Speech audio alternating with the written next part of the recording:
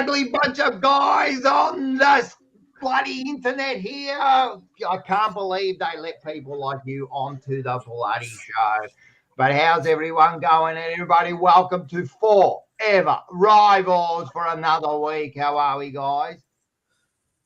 Fantastic, boys. Good to be back. We're back. You are back. You were missed last week. So yeah, we had a not bad replacement there in SEN's very own Paul Sebastiani. So we had the best analyst in the game. He is and he will tell you himself that he is. All right, let's just get into a few of these before we get into it already straight away, mate. You've got Scotty talk. Yes, we're going to be talking about that, Mr. VIP. We'll be talking about that. If everyone watched the show last night, Mr. VIP, what do we got here? Matula. Mate, shit, don't take any crap, please, mate. They're like juniors, these little kids here, please. We got Jay. We got Frank.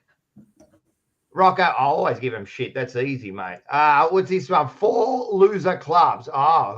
Who do you follow for? Who do you follow? 1984 punks. 1984 punks. Who do you follow, man? We got Galicchio. What do we got here? Dustin Martin retired. We've got someone called Dustin Martin retired. He goes, hey. So yeah, doesn't take long. No, and everyone's doing fake accounts these days. We got Lone Wolf, and every week this bloke donates. We love this bloke. I love the profile picture of the Indian. Hey, all disappointed in the mob again. It's not good enough, but looking forward to a live show and catching up. Yes, we'll be talking about that, the big live show happening on the 31st, mate. So thanks, Lone Wolf. Thank you, everyone. Like, subscribe, share. Last night was a massive show, just quickly. And, mate, we had, of course, it only happens with Collingwood, but you get all those losers coming on. So we had mate, huge show. Over nearly 250 live views. We had we've hit the 2,000 subscribers. So everything's moving forward. So thanks, everyone, for joining in. And I'm sure there's going to be a few that are joining,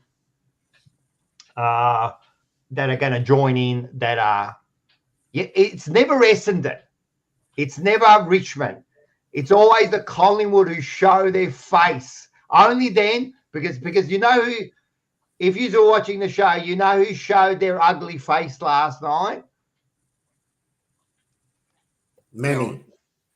Who showed it? Peter Nuts. He came out of nowhere last night. Out of nowhere. Of course he would. And the best is, just quickly, mate, I love the comments. The comments after the show in the comments, everyone can go and have a bit of a look at them.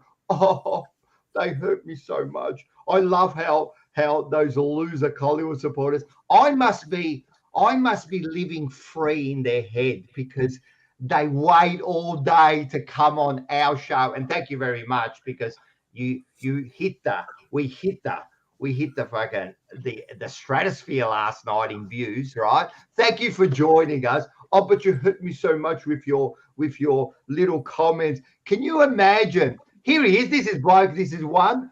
Nick Wash Dad. Oh, this bloke, he's got no profile. He writes a comment at the end. I must be living in your head, mate. He comes in and he talks about, and he straight away starts insulting me and everybody. Oh, well done. Only show up when you're winning. You haven't showed up.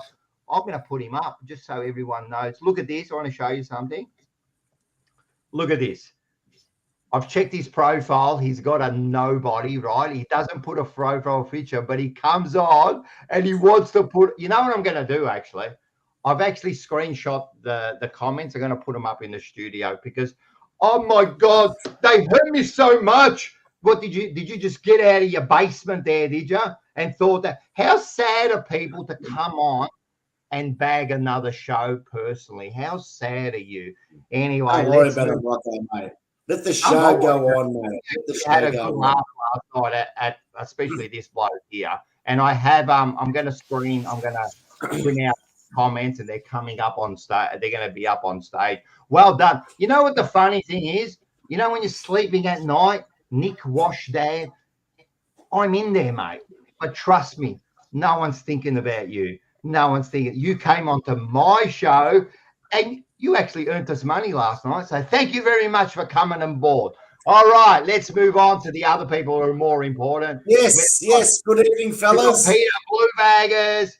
Who else have we got? We got Jay. We got Good Patrick. evening, all. They're all on. They can't wait for it. No, I don't piss anyone off the chat. He can stay unless he starts to get offensive. He can stay on the chat. I'm happy. Okay? I'm telling you, those comments are good for us. I love it. I love it. Look at him. He must have been waiting all day to come onto our show so he can put a comment. And I wonder how. I'm going to ask this for the change room. I wonder how someone feels when they wait all day and no one listens to them all day, and then they write a comment anonymously. Is that a good word? Anonymously? I wonder how they feel. Do they feel better? Well done. Anyway, we got Dustin Martin retired. What's he doing? Yeah, they're pathetic. Who cares? I just want to ask does any Carlton supporter go onto the Swoop Luke channel and have a look at his channel? I bet you none do. But we're getting Collingwood supporters over to us. That's fantastic, mate. All right, let's move on to the important stuff here. Carls? Where's Carls? Oh, he's a dud. Well, it's Carls. Carls is the winner of our comp last night, so she will be coming on the couch, Carls. So congratulations to Carls. So everyone get on there. I've got better things to do than waste of time. How much? No, don't worry. I'm telling you, don't worry about him, guys. Got better things to do. Please. All right, let's have a look. What are we going to? Well, the first thing we're going to do, first of all, Mr. VIP. He's put it on there. Mr. VIP. I'm going to tell you a story. He thinks he's Mr. VIP. Where did you sit, Manny? Where did you sit? No, hang on. Can I? No. Where did you sit? Just answer questions. Where did you sit? Good evening. Where good did evening you sit? to everyone. Where did you sit? Good evening, mate. How you going, buddy? Where did you sit Saturday night? Mark, Quid. Good evening to all our viewers out there. It's Where did you fantastic sit, Manny? to be on the show. Rocco, I don't go to the games that often. Oh my God! Where did you sit, Manny? I don't need an explanation. Where did you sit? Where did you sit? Yeah, all I want to hear is where did you sit? That's all I want to hear. I sat at the MCG. Yeah, where? What do you mean where? Where? What section? Where did you sit? What level? What section? I was at level 2. Okay. So I just want everyone to understand. He wrote me a message saying that he's a VIP because he sat on level. Yes, you did. You sat on level 2, which we do. You want me to screenshot and put the messages up? Well, Rocco, listen. You like to paint the picture. Okay? I'm telling you, I can just put on the pictures. Let me tell you something. It was simple. I went to the game and I was a VIP. When you go to the museum to see the Mona Lisa, you're going to see the Mona Lisa, okay? You're not going to see anything else. Level 2. Now, it's that on level 2 and you think you're VIP. Anyway, let's move on. I can't be bothered with you. We are proudly, thank you very much to Quinn. How's Tiger 10 going? Mate, you had some news this week about one of your great stars. Yeah, as you can imagine, it's there's a lot to talk about at the moment with Dusty retiring, and we'll talk a bit about it later. But yeah, no, it's going good. It's going well. It's hard when the team's not doing so great, but it's good. So thanks for all the support, everyone watching. It's appreciated. I just want to say, me and you, Quinn, said that he's not going anywhere a long time ago, and these two losers at the bottom kept saying, "Nah, he's going to go to Gold Coast." Nah, man, I never felt that Dusty was going to go anywhere, man. He's just that type. I think he's going to go back to New Zealand, and you're going to see him like on the news in 5 years' time, and he's, they'll catch a bit of a glimpse of him somewhere. That's what I think is going to happen to Dusty. Yeah. So it'll be like a sighting of Bigfoot or the Loch Ness monster or something like that. You see a photo of him walking around. You're like, there he is. I think it's going to be like Lockett. Remember, Lockett, every once in a while you hear something about him, but he just disappears and he goes and races his greyhounds or whatever. So Yeah. So that's cool. So, all right, the most important person here, that's me. But the next most important person here, we've got Marco. Welcome. You must feel like a winner, but not only because of your team, but because of Carlton, security doors and blinds, eh? What did they protect, Marco? Oh, they protect your home, mate, but most importantly, your family, Rocco. They do. Wait a sec. Is everyone asking for the song? Go, Rocco. I can hear it. They're just outside there chanting. Let's go. Rocco. If you want your family to be safe, Carlton Security Doors and Blinds is the place. Don't support a Fourever rivals and a really top mate who's just out of the eight. And don't forget to ring 83394848. And don't forget to ring 83394848. What a Security Doors and Blinds. Woof, woof. Fantastic, Rocco. I really appreciate that, mate. Just simply, again, mention Fourever Rivals and the Jumper Punch, and you get 10% off. But you know what? Be quick, guys. Spring is just around the corner. So if you want to bet the summer rush and the pricing, call us on 83394848. Protect your home, most important, your family. Now, that is fantastic deal, man. 10% off in this economy, man, is fantastic. So you can see he's got everything there. So definitely support the man, even though he's an S supporter. But you want to know something, Marco? You're a bit famous because now you know what's happening. You've got to watch out for the paparazzi, mate. You've got to watch for the paparazzi because look at this. People are taking photos of you. Yes. There's Marco. He's checking out the big wog house. You know what I love about this house? It's the eagle. Look at the eagle. Yes. When you've got an eagle at the front of your house, mate, that is full on wog.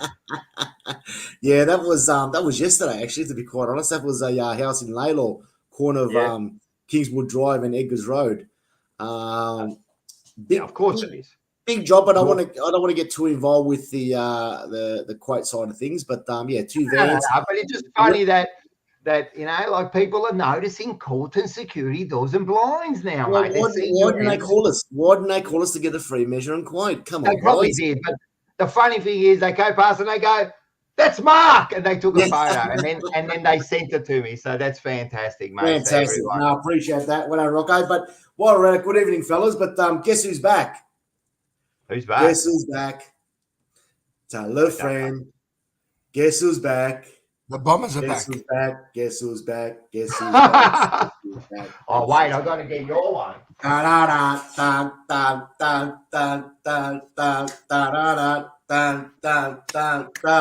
Guess who's back? You know what's funny about the Spuds? Back. You know what's funny about the Spuds? You know what's funny about the Spuds? Spuds are back. You know what's funny about the real Spuds? Last week you were throwing your scarf onto the ground and absolutely abusing him down the race. And this week you're cheering him off. Isn't footy a fickle sport from 1 week? I'll be back a little bit later on the show tonight, boys. So just be mindful when he just introduces himself every now and then, Manny and Quinn. Yeah, well, don't worry. Every time we introduce him, we've got the real Spud here. And that was thank you very much to Matula. Yeah. It goes to show how sad it is to see He's at Thomastown, yes. The Carlton supporters and the Essendon supporters. You know, last year we had the Carlton supporters were abusing the players, throwing the scarves, they were spitting at them. It was just wait a sec. Whoa. Before I take you off, can I say something? Of course you can. No one spat at anyone. Oh no! Well, hang on. No one spat at anyone, and no Essendon supporter was caught spitting on anyone. No, I didn't say about the Essendon supporters. You said spat on them. No, you cut me short. And of course, the Essendon supporters were very angry, and they were throwing the scarves on the ground. But you know, it's hard. It's hard for you guys. I understand the emotions. There's only one true supporter, and that's Is the that Collingwood Army. Manny, the supporter that goes to 3 The games Collingwood in 2 Army. years? Is that The the one that Collingwood goes? Army. Is that the one that goes to 3 The games in 2 Collingwood years Army. and then thinks he's a VIP? Is that the one, Manny?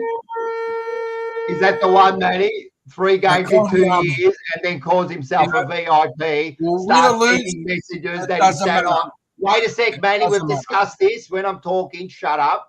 Well, Is you know, this the person? Is this the person who's gone to 3 games in 2 years, and 2 of those games were the grand final and Pendlebury's 400th? So you are a show pony because you never go to a game that's like at Marvel, or do you, Manny?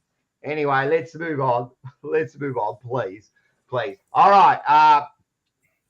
It's hard. What have we got here? We got Sam. What's Been a good? tough Sam, week. man, trying Been a to tough gaslight someone with intelligence. Yeah, we know. Frank, what's Frank said here? Locker used to camp at Port Arlington. Port Arlington. Yes, you're right. Every year in his playing days. Oh, there you go, man. I didn't know that. Apparently, I look like a bobblehead. At least I put my profile picture and not a pretend picture there, just quietly. Yes, all right. Just a few more things before we get into it. We got Mark's fix. All right, just make sure. All right. So what we're going to do is on the change room, just make sure you support this great man here and look at his book.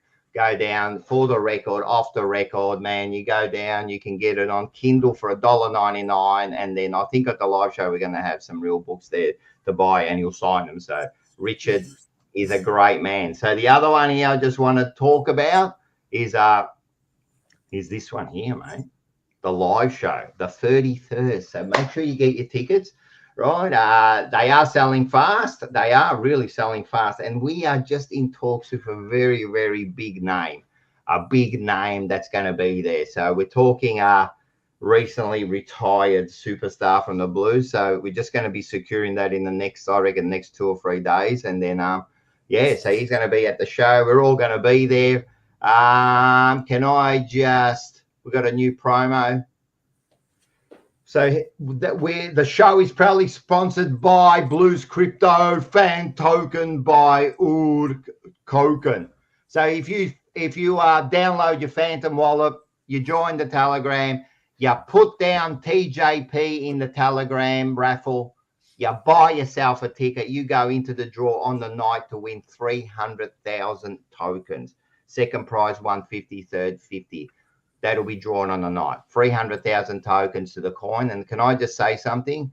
That's a great offer. So get on there, buy your ticket, join the Telegram, get the Blues Crypto, and you're going to draw for 300,000 tokens. So, mate, I reckon that's a great offer, man. So get in there. And Bitcoin went down last week. All the coins went down, and there was some sort of thing. And then this week they've shot back up again. So make sure you get on there and get your tickets.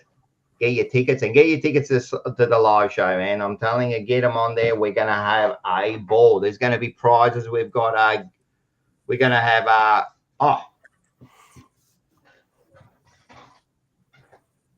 the new merch has come out, so that's going to be on. So we got that. We got hoodies, but everyone last night took all the hoodies, so I'm left with no hoodies. So got the TJP hat, mate. How cool is that? And then this is my favorite. Man. Look at this one. The TJP beanie. How's that one there? And I'm telling you, they're good quality. So the shop will be open in about 2 weeks. We're just getting everything organized. So you'll be able to buy merch there. And So, and there's one more I wanted to show you. And we're going to have an apron. That's the design that's going to be on the apron. So everyone will be able to get one of them too. So everyone will be able to do it. So make sure you get on there. And yes, I won the Market Cuts apron. Yes, it's going to be the Market Cuts apron. So we've got them happening too. So Lana's already got her tickets. Let's see. What's this one? I have a Phantom comic. I have a phantom comment. Does that count? No, it doesn't. You got to get the thing. All right. So everyone. So I can't keep up. There's heaps of bloody messages coming through. Is it made in China? Is it made in China? Isn't everything made in China these days, guys? Isn't everything made in China these days? It probably is, but it is very, very good. Yes, it is very good quality. At least, yep. I reckon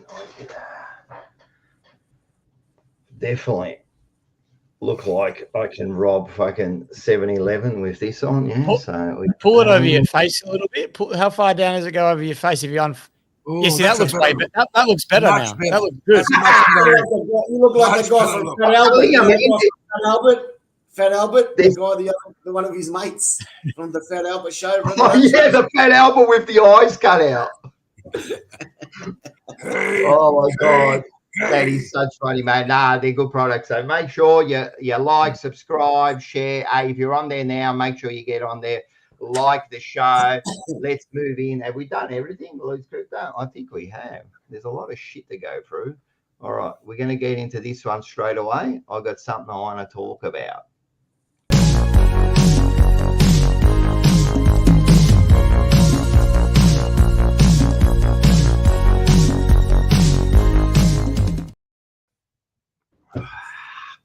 Fourever football.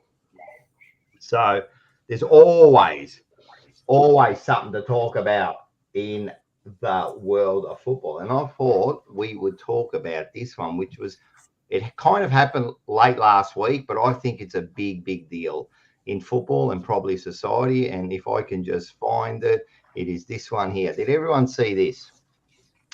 So AFL is introducing social inclusion clause in the new broadcast deal. So it is a fact. SEN, Paul's confirmed it. He works for SEN. That's pretty much that now when they do the broadcasting deal, they're going to have to include. Well, put it to me, Quinny. Explain to them what this is all about. Simple forms, mate. Well, I Simple think, forms. yeah, I think essentially what they're trying to avoid is flicking on the TV and all you see every night on the broadcast panel is 5 old white guys. I think that's essentially what they're trying to do, trying to diversify it a bit more, make it more inclusive for everybody watching the show. And it's not a bad idea in concept, but like Lana said, I think whoever's best at the job is just going to be the one that gets the job. I think as soon as you start going, oh, we'll give it to you because you meet this quota, that's when it starts getting dangerous. If you tell me, all right, this lady here, fantastic, she's great at her job, and she gets it, then, by all means, I don't care who's in the box and who's commentating or who's on TV. As long as they're good at their job, the last thing you want is the talent pool being diluted by people that aren't that good at their job, but they're there because they're meeting a quota. And I think that's where it gets dangerous. And then, you don't want to see people that are good at their jobs. And again, don't want to sound like, dudes are hard done by, because let's be honest, like, men were not hard done by. But you don't want to see guys missing out on jobs and they're really good at it, but someone a lot worse is getting it just because they meet a quota. So I think it's dangerous. But at the same time, if they do it right, it's not the worst idea in the world, but it's just, I don't know, how often do they get these things right? Well, I think, I personally think that they get it a lot of times when they start doing things like this, they actually get it wrong. They actually get it wrong because if there's a pool of people, and what they've done is they've just made the pool a lot smaller, and then what you've done is then you've got to pick out of that small pool. What's the chances that you're going to get the best person? You know what I mean? So I think everyone thinks the same. Just put the best person in the job, full stop. Full stop. They should be about discriminating now. Is it all about discriminating? Is that what it Well, it's about not discriminating. Well, how are you discriminating? So the idea is, well, the idea is that if you look, and it's, if you flick on the TV at the moment, like you look at pretty much every channel, Fox, 7, apart from a few, it's all the same, like all the same. It's all just white guys, essentially. I think that's their point, is they're trying to diversify it and give more opportunities Well, I know what you're saying. Yeah, so they're trying to give more opportunities to a more diverse range of people. White And I guys think- or white girls, white guys, white girls, Indigenous guys, Indigenous girls. Just I think a that's mix. what all this comes down, because we're Australians at the end of the day. So there's only really two cultures that are there. So it's I think It's not about that, Mark. All of a sudden it goes into more than that. It goes more into just men and women now. If it goes into the, maybe the trans, or maybe into something else, you know what I mean? It's happening in all, it's all happening in all work sites. Everyone's they've got to even it up, and at the end of the day, if it's about evening up, I don't believe in evening things up. That's what's going to happen. If you're good at what you do, like Quinn was saying, then you should be, obviously presented in that way. But if it's all going to be about being fair, but not being valued to what people want to see, then it's all about, I don't know, what equality. To me, it sounds like it's the minority who have been causing a number of problems over the last 3-4 years.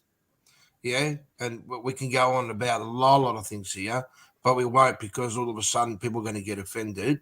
And you know what? Sometimes, if you want to be prepared to be offended, you're going to be offended. Otherwise, you don't listen. But we won't go down that pathway. Right now, we won't go down that pathway. But all of a sudden, I might turn around and say to the AFL, you know what? You got Collingwood, Carlton playing, two teams that got so much history.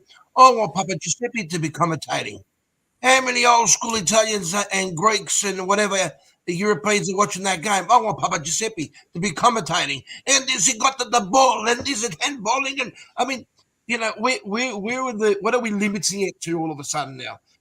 Does that mean all of a sudden we have to have a Joe who's a Joanna who has to commentate, or we have to? It just, it's, to me, it doesn't make no sense. I personally want to watch a game. If I want to listen to a game on the radio, I want to listen to the best commentators. And, I grew up with Rex Hunt. Yeah. Now, Rex Hunt, doesn't matter what color he would be, doesn't matter what his beliefs were, or what he wants to.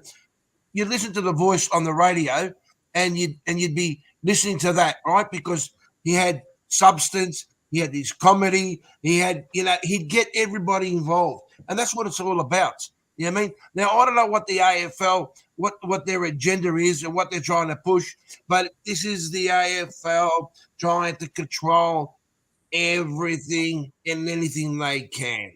Yeah? And it's become... So at the end of the day, it doesn't matter about it's not about putting an Italian in there for the Collingwood game. What they're going to do is they're going to try to equalize it and have a little bit of everybody in there, so everyone's appeased, and the problem is with that, and we cop it a little bit at work, where we work, Manny, is what they do is they got to hit a certain quota, right? So it doesn't matter. So the problem is with this, I was saying, for example, right? I'll give you an example close to home. Paul's going for a job, and someone else is going for a job that fits their quota, right? Now, Paul's the better caller, and then they say, oh, yeah, but we need to reach this quota, so we'll go for this one there. Is that fair on Paul, or is that fair on the person that missed out because they're trying to fit that quota? That's the question here. You know what I mean? They're not getting the best people. They're getting the best people in the pool they've decided in, and that's wrong. It's a form of discrimination. Well, it is a form, but they won't call it that. Well, it doesn't matter what you call it. You know what I mean? A pile of shit is a pile of shit. You can sprinkle icing sugar on it, it's still a pile of shit, yeah? To me, it makes no sense. At the end of the day, nobody should be discriminated, all right? And you know what? If people want to wear dresses and people want to get dressed the way and feel the way they do, I'm all for it. I respect that. But at the end of the day, when people are going in for a job, look at everybody the same way. It's not about, let's start, finding there's certain, just so we can show the world that, we're setting a trend or whatever. Like I said, for me, it's all about when I'm listening to footy on the radio, it's about listening to the commentators, Now, once upon a time, I used to listen to Brian Taylor. After a while, I got sick of Brian Taylor because I thought it was too much. So then you change, you know what I mean? It's all about that. I don't care what a person looks like. I think we should equalise you just cutting your answers just a little bit short, but you're just repeating the same thing again. So I want to hear what Mark's got to say. And first of all, Lana Owens, don't let fucking Paolo miss out on the job, because she loves Paul and she will spew up if he misses out on the job. And I just use that as an example, but I don't even like that they've brought it out. I don't even like that they've even mentioned that. You know what I mean? So all of a sudden, to me, it seems like instead of making it like equal, I reckon instead of like trying to make it equal, what they're doing now is they're actually dividing people. Now they're actually doing the opposite of what they want to intend to do. You know what I mean? They're actually doing the opposite. Yeah. And that's what we don't want to see and hear, because we want to see and hear what we want to see and hear. So discriminating and so forth, whoever's out there that's got the best potential to commentate the games, that's right. It is what it is. You know what I mean? There's no real discrimination. That's right. So judge the person for their abilities. Judge the person for the person. Everywhere. Like, we're talking about it because now it's going to hit us in the face, right? It's going to hit us in the face next year because, I don't know, and, if this person that they hire, if that's the best person, good. I don't care what it is, man. Like, I just want to be honest, I don't really mind. I don't mind the females at this stage, and there's starting to be quite a few of them at the grounds now that they're doing the side boundary kind of interviews and so forth. That's fantastic. I love it. I actually love seeing a pretty girl talking to a player and speaking about the game. As for the commentary side of things, I think the blokes are a little bit more into the game. But then again, Mark, she doesn't have to be pretty. This is the other thing. We're stereotyping. They have to be pretty. To me, it's all about. Slobbo, who's got no idea. And let me tell you, Slobbo, you need to grow up, my friend. Let me tell you that at the end of the day, it's not about whether you're pretty, whether you're ugly, it's all about being able to have the right approach and to do the job right. When you're a commentator, your face is not on the screen.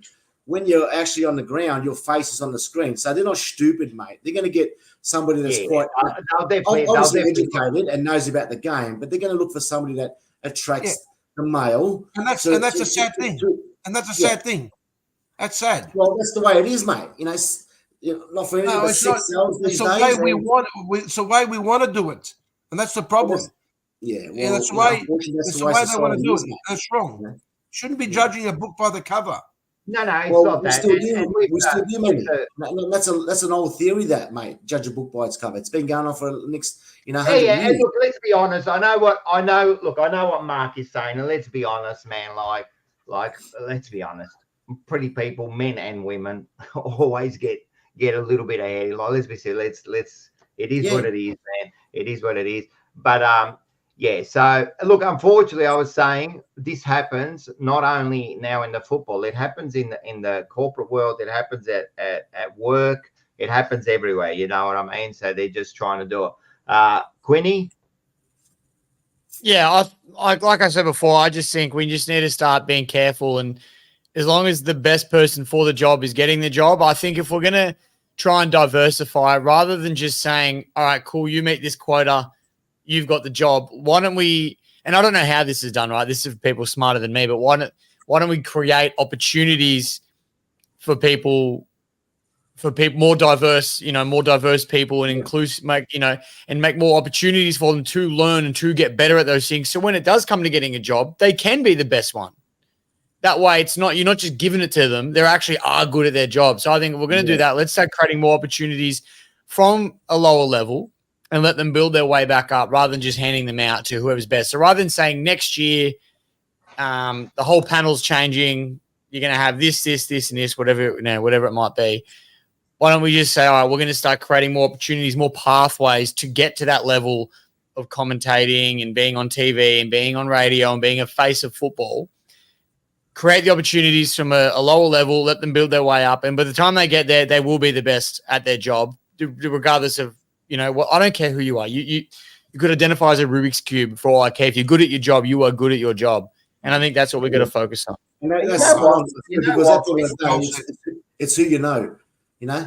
These days, in the world of anything, it's who you know. Like I would love to be a water boy at the Essendon Football Club if I knew someone that knew somebody that knew somebody. You know what I mean? So it's all about who you know these days, and that'll get you the job. You know what I mean? No matter how smart. And then, look, and there's a bit of that. You know what I mean? There's a bit of that. So there's a bit of that in the world, but the thing is, man, like, as I said, man, like, it should be just a bit. You know what? I think most all of us and most of the people in the chat and most people we know don't care. No. They don't care. They don't care. It seems that only they care. Like, we don't care who comes on. If they're good, I'll give you an example. I don't like Kelly Underwood because I just don't like. She doesn't give that oomph in the commentary. So nothing about her being a female. But I'll tell you someone. I watch the cricket and you watch the cricket, and I forget her name, Asha, whatever her name is. It's a female commentator, right? She's Indian. She's fantastic, man. I love listening to her. When I'm listening to them, I just don't think about it. I just love their commentary, So it's just about the person, mate. It's just about the person, So I think Scotty made a good comment as well, Rock. Sorry to interrupt. Scotty made one before, and he, in response to what I said, he goes, "Yeah, but if you could skip the queue, wouldn't you?" In response to building your way up instead of walking straight in. And I think that's what we got to remember. 100% you would. If someone came to me right now and said, "Hey, do you want to take this opportunity, or do you want to start from scratch, build your way up?" I'm going straight in. But that's not their fault. That's the fault of the and I think that's what we got to remember as well. Like, if next year, just say there's someone commentating next year and good and well that they're there because they meet the quota and everything like that, we can't be salty or upset with them. They're not going to say no to an opportunity. Of course you're not. It's the people above that put them in those spots. So, Scotty, you're spot on. You're never going to say no to an opportunity like that. You'll always put your hand up. And that's the thing. I never blame like the people that get that opportunity. No. And look, I'll tell you the truth. I cop it a little bit of work, right? Because, like, I'm a trainer there. So I cop a little bit of work. And I never blame the trainees that got their opportunity. But they say it themselves that they got a little bit of a soft run in, So what's that? That's all. What were you pointing at? Oh, yeah. So it's not their fault. Of course, if you get that opportunity, you're going to take it. Of course, man. Like, it's not their fault, but it's just, I just feel sorry for the people who actually miss out, who are actually good. And then maybe we're going to be missing out on something that's really good. You know what I mean? And if they're really good, they will get their opportunity for sure. Yeah. You know what I mean? Eventually. But I just don't like the narrative. I just don't like that they had to put it out there. And so what's going to happen too, I believe. So when now they do it, we're going to judge these people harshly. Correct. Because we know what they've done. So they're going to put in someone who's just a little bit, they're okay, but we're going to judge them because we're going to go, oh, they only got the job because they're this or they're that. You know what I mean? If they didn't say anything and they get the job, man, I don't think we would judge them as harsh, Well done. Well done, Rocco. Mate, what you've just said now sums it all up. It's why do we have to? Why do we have to create a situation where all of a sudden we are, without wanting, people are going to start judging people because all of a sudden it's what they're setting it up to be, isn't it? Because all of a sudden you're going to think, whereas what they should do is just, you know what, we're thinking about changing our approach towards the way we're going to be commentating, towards what we're going to do. We're going to just change things and change them in a way where you don't have to put that stigma, that it's going to be for that particular reason. It's going to put pressure on them. course it's it will actually be. going to put pressure on the people that, like, that get that job now. It doesn't matter who gets it now. If they're different in any way, Yeah. right? Yeah. They might have been the best person, but if they're different in any way, Yeah. I don't want to say which way, but anyway, Yeah. right? It's gonna be such pressure on these poor people. So, to me, man, I don't know what they're doing, man. I don't know when. On a good note, Rocker. On a good note, who's your favourite commentator? And the viewers out there, who's your favourite? No, who's your favourite commentator? Moment, like we were talking about this last night, I like not at the moment, as a whole time. Who's your favourite commentator? It has to be Bruce, and it has to be Bruce McAvaney, and it's got to be Rex Hunt for me. You know what I mean? Okay. But like if you go further back, remember when Lou Richards and all that used to commentate? They had a bit of Sandy Roberts, all the old ones. But I don't know, Dennis. I don't know because I'm old. But Dennis Cometti was good because he always had stuff to say. What about in the chat? Who's your Peter Landy, Sandy Roberts, Hutto? Hutto's a good one now. I don't mind Hutto. Hutto's very good. Good. Jared Whaley's good. You like Jared Whaley? Look, who? you know Eddie. He's not a bad commentator. He's not a bad commentator, but I don't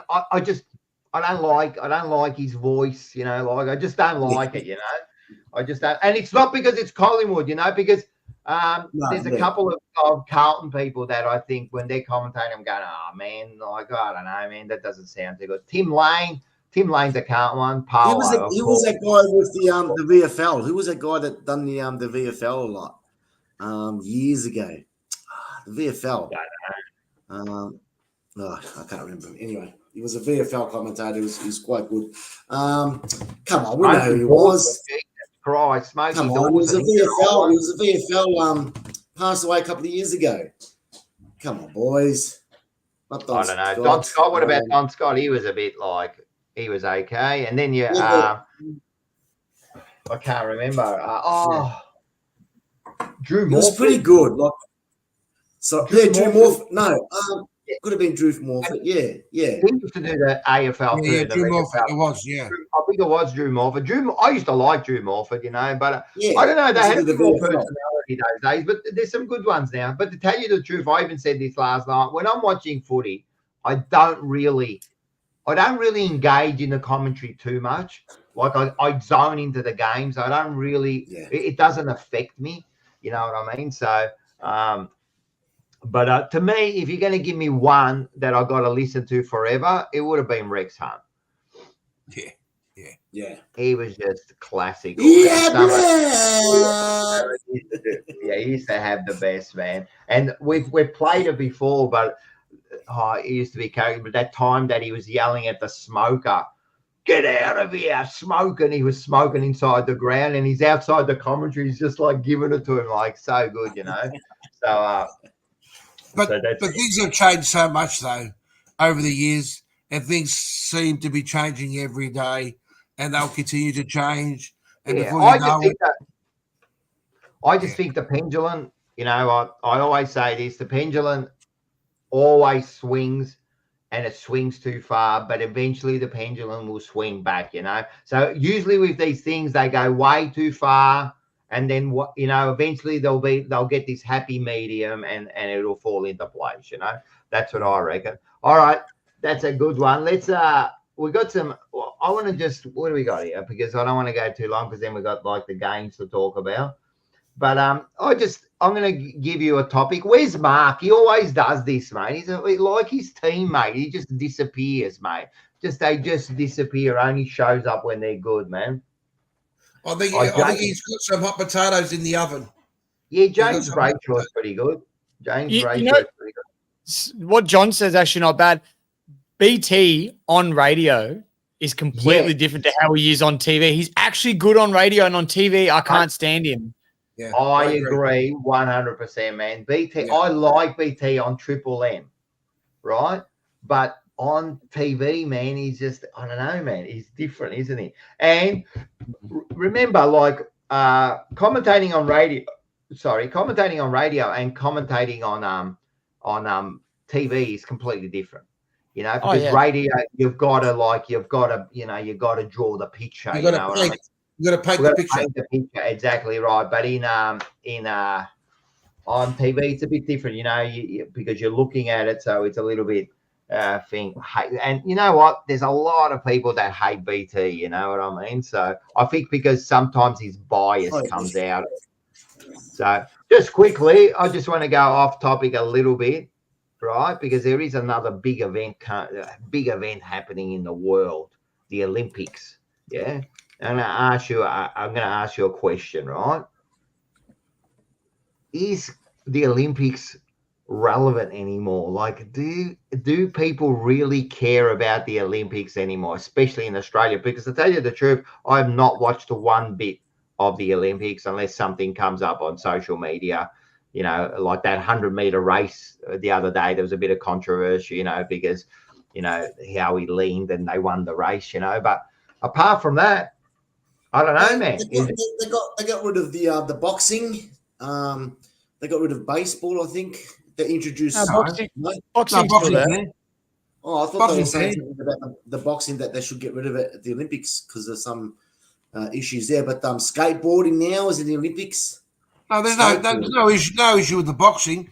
They just at the moment reckon that there's a bloke who's imitating to be a woman to box. That's what it is. Yeah, But, I'm not you sure. know, that's- We'll talk because I did want to mention that quickly, but Yeah, there's a lot of I don't know sports at the about that, moment. but at the moment, is it like I used to watch the Olympics? I used to wait for it, and then I used to bloody watch every single event. You know, I used to love it. You know, I don't know what it is. It seems to have lost that spark. You know about what? it. You know what I think it is, Rocco? It's like when you were younger, and you know, let's just say you had there was a big game. You know, let's just use Collingwood Carlton for example, because we're both here on the show. But if Collingwood lost, I'd be so devastated that if it was a Saturday that we lost, and I'd be devastated on the Sunday, even before I knew that tomorrow I'm going to school. I was just my whole weekend was ruined. Yeah, and it was.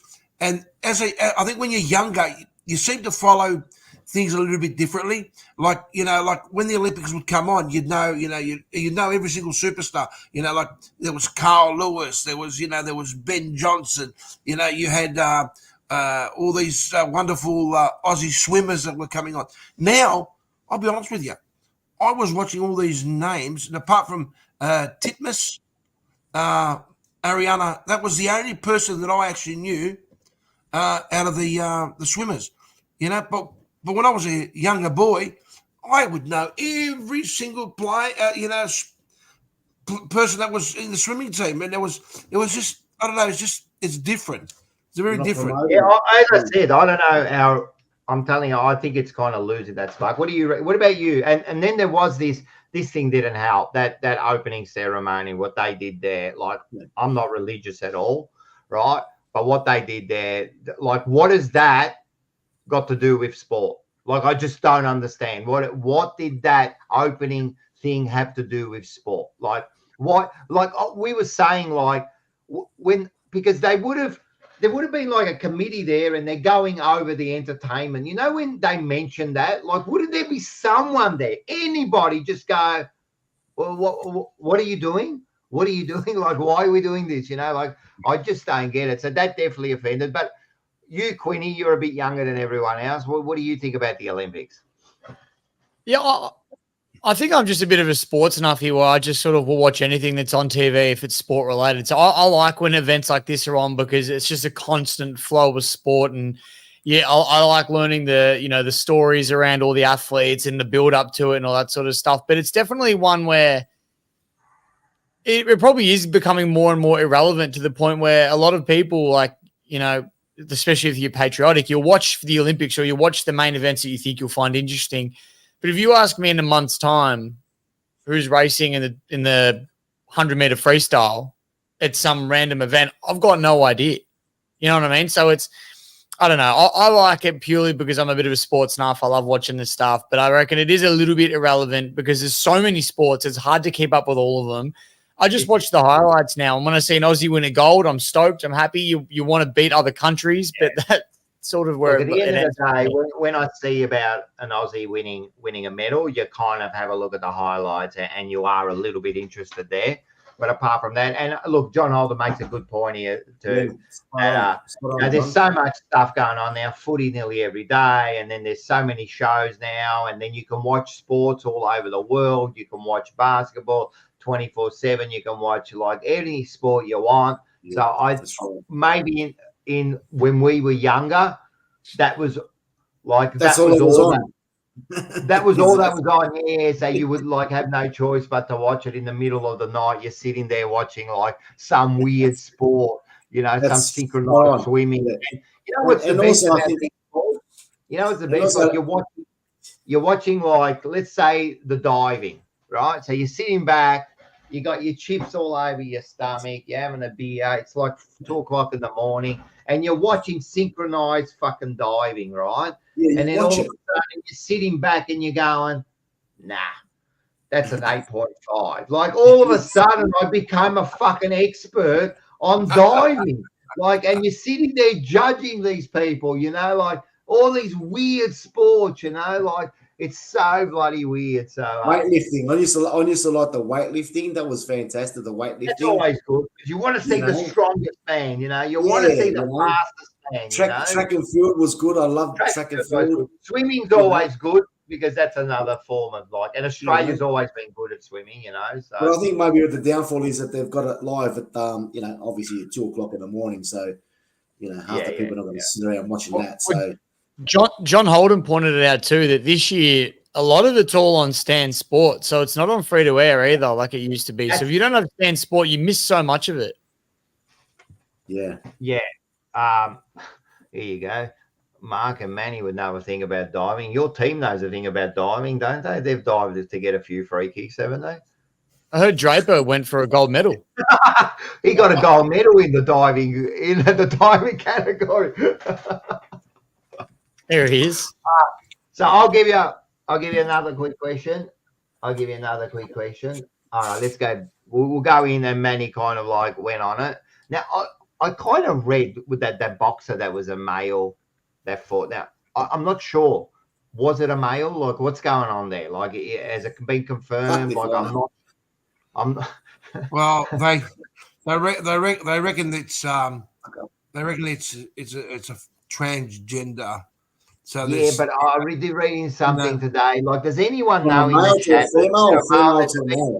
Well, male to female, and she fought against and she's like absolutely pounding him, regardless if it's real or not real, right? I don't know. I don't know. But the problem is, it is a problem in sport, right? All of a sudden, And what I find funny is, look, if it's true and if they are going to do it, and I actually find it. It's a bit of a disgrace.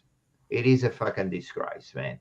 Like, let's leave it, because if you want to do that, why don't we just take out male and female and just have everyone compete against everyone? I actually had someone say to me that someone should have been daring enough to do the Crocodile Dundee, and I was thinking, the Crocodile Dundee, I got no issue.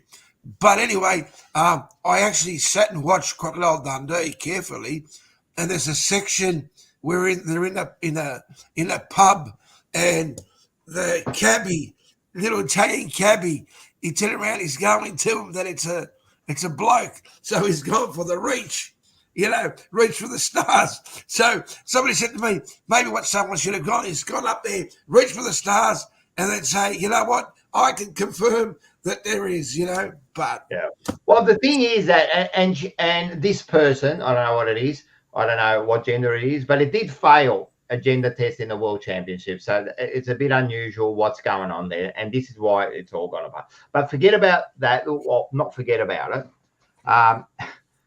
Apparently there's 72 genders, so we don't know anymore or what's going on. But Quinny, maybe you could start here. Like, what is going on, mate? Like, what is going on? You know what I find funny? Just quickly, and I'll let you talk. You know what I find funny? Why do men defend women's sports more than women defend women's sports? at the end of the day, man, I just don't get it. It's actually disgraceful and it's unfair on the women. You know what I mean? Because if it is, you know, if it is a male and they're fighting, especially these fighters and weightlifters, like, let's be serious, mate. Like, is this where we're coming to, that we can't just stand up and say, look, just protect them, mate. Like, it's a women's sport, mate. Not unfortunately, men are stronger. They're quicker. They're quicker. You know, they're you know, they're like their muscle twitch is quicker. It's a fact, and it goes down to when we were cavemen, because men used to hunt, mate. So we needed to be quicker. We needed our eyesight to be there. It's just the way life is. It doesn't mean, you know what I mean, we're better or anything. It just means we're different categories. Sorry, Quinn, I went on there a bit, but Quinny, what do you reckon? No, you're right. Yeah, I don't know. It's a tough one because you don't want to say that, you know, everyone shouldn't get a crack at whatever sport it is, but you feel like it definitely dilutes the pool a little bit. Like if you've got, you know, a women's contest and you've got someone in there that's arguably more man than woman coming in and cleaning up the competition, it'd be pretty flattening for a lot of the athletes competing and makes it a little bit one-sided depending on the sport as well, you know. So it's definitely a tough one. It's getting to the point where we're going to need a separate division altogether, men, women, and other. Like that's honestly where it's heading towards. Transgender division. The transgender division. Let's see. That's honestly sort of where lesbian division, you know, lesbian division, or, you know, just no. Well, you know what? Look, it's got a silly kind of thing. It's like, why can't there be, you know, like a trans, like there's a disabled kind of is it disabled Olympics? Is that what they call it? Or Paralympics? Paralympics. Sorry. So I don't want to offend anyone, but Paralympics. Why can't there be that? You know what I mean? Where it's different, just leave it, man. Like, and we love the women doing their thing, and you know, women have been training all their life, and they get to a point, and then they've got to compete against a bloke, and then you say, oh, there's transition, mate. I'm telling you, if you got male hormones until you're like 40, you've already developed. Like your bones are already stronger, your muscles are already developed. You know, like just leave it, mate. Like it is like even John Holden said it again, man, and he's right into it. You know, disgraceful. Every woman on the planet, a male can compete against a woman. Let's be serious, man. They can't, man, and let's not ruin it for the women, mate. I think, and I think what another issue as well is, right, like for how long did women fight for having women's sport taken more seriously and the people to watch women's sport and appreciate it more? And let's be honest, like it's blown up. Like, you know, you look at the Matildas, for example, right? They're selling out stadiums every time they play in Australia now. Everyone loves watching them play. But I think if you're going to then dilute the pool, you know, and you're going to have men that are transitioning, or, you know, it all of a sudden that then just says to women's sport, well, you can take a backward step again because there's someone else that's now jumped in front of you. And it's sort of, it's overtaken them in that sense. So that's the part that probably bothers me the most, is that women's sport is now almost being told to take a backward step after it's come such a long way. And the thing is now, what happens if all these men, you know, like seriously, you're 100th in the world in your bloody field, and then you become, you know, you transition, and good luck. Anyone can do whatever they want. I don't really care, but they transition and they go into a women's sport, and then they take all the gold medals, and then they take all the records. That's unfair. Like, that's unfair on all the work that, you know, like the women have done. Like, I'm telling you, man, like it's really is frustrating that. I just vice versa. Yeah. Well, not vice versa, because women will not take, like even Serena Williams in the tennis, man. She was asked, she's the best women's player ever.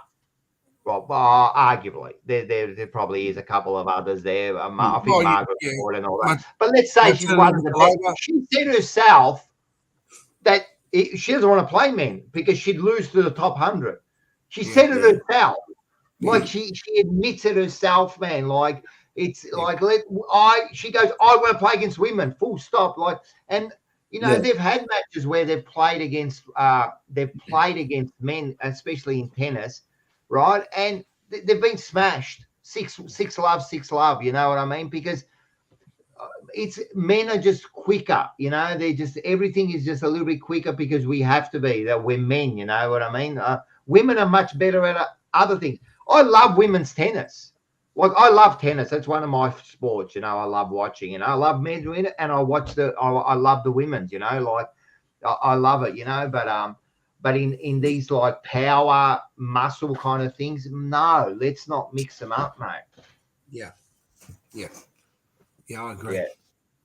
So he's and that's it. So everyone, I think, is pretty much agreeing with us. Again, this is another topic where, you know what, I think 99% of people agree, but it's the 1% who make the decisions and kind of wreck it, you know, for everyone else, because we got to include everyone. We can't offend anyone. You know, you don't want to offend that person. You don't want to leave that. You know what? There's nothing wrong with being offended, mate. There's nothing wrong with it. It's part of life. You know what I mean? What's everyone like? Everyone's being protected these days. Let's talk footy.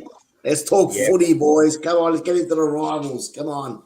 Let's go, fellas. Exactly right. So we're into it. Yeah.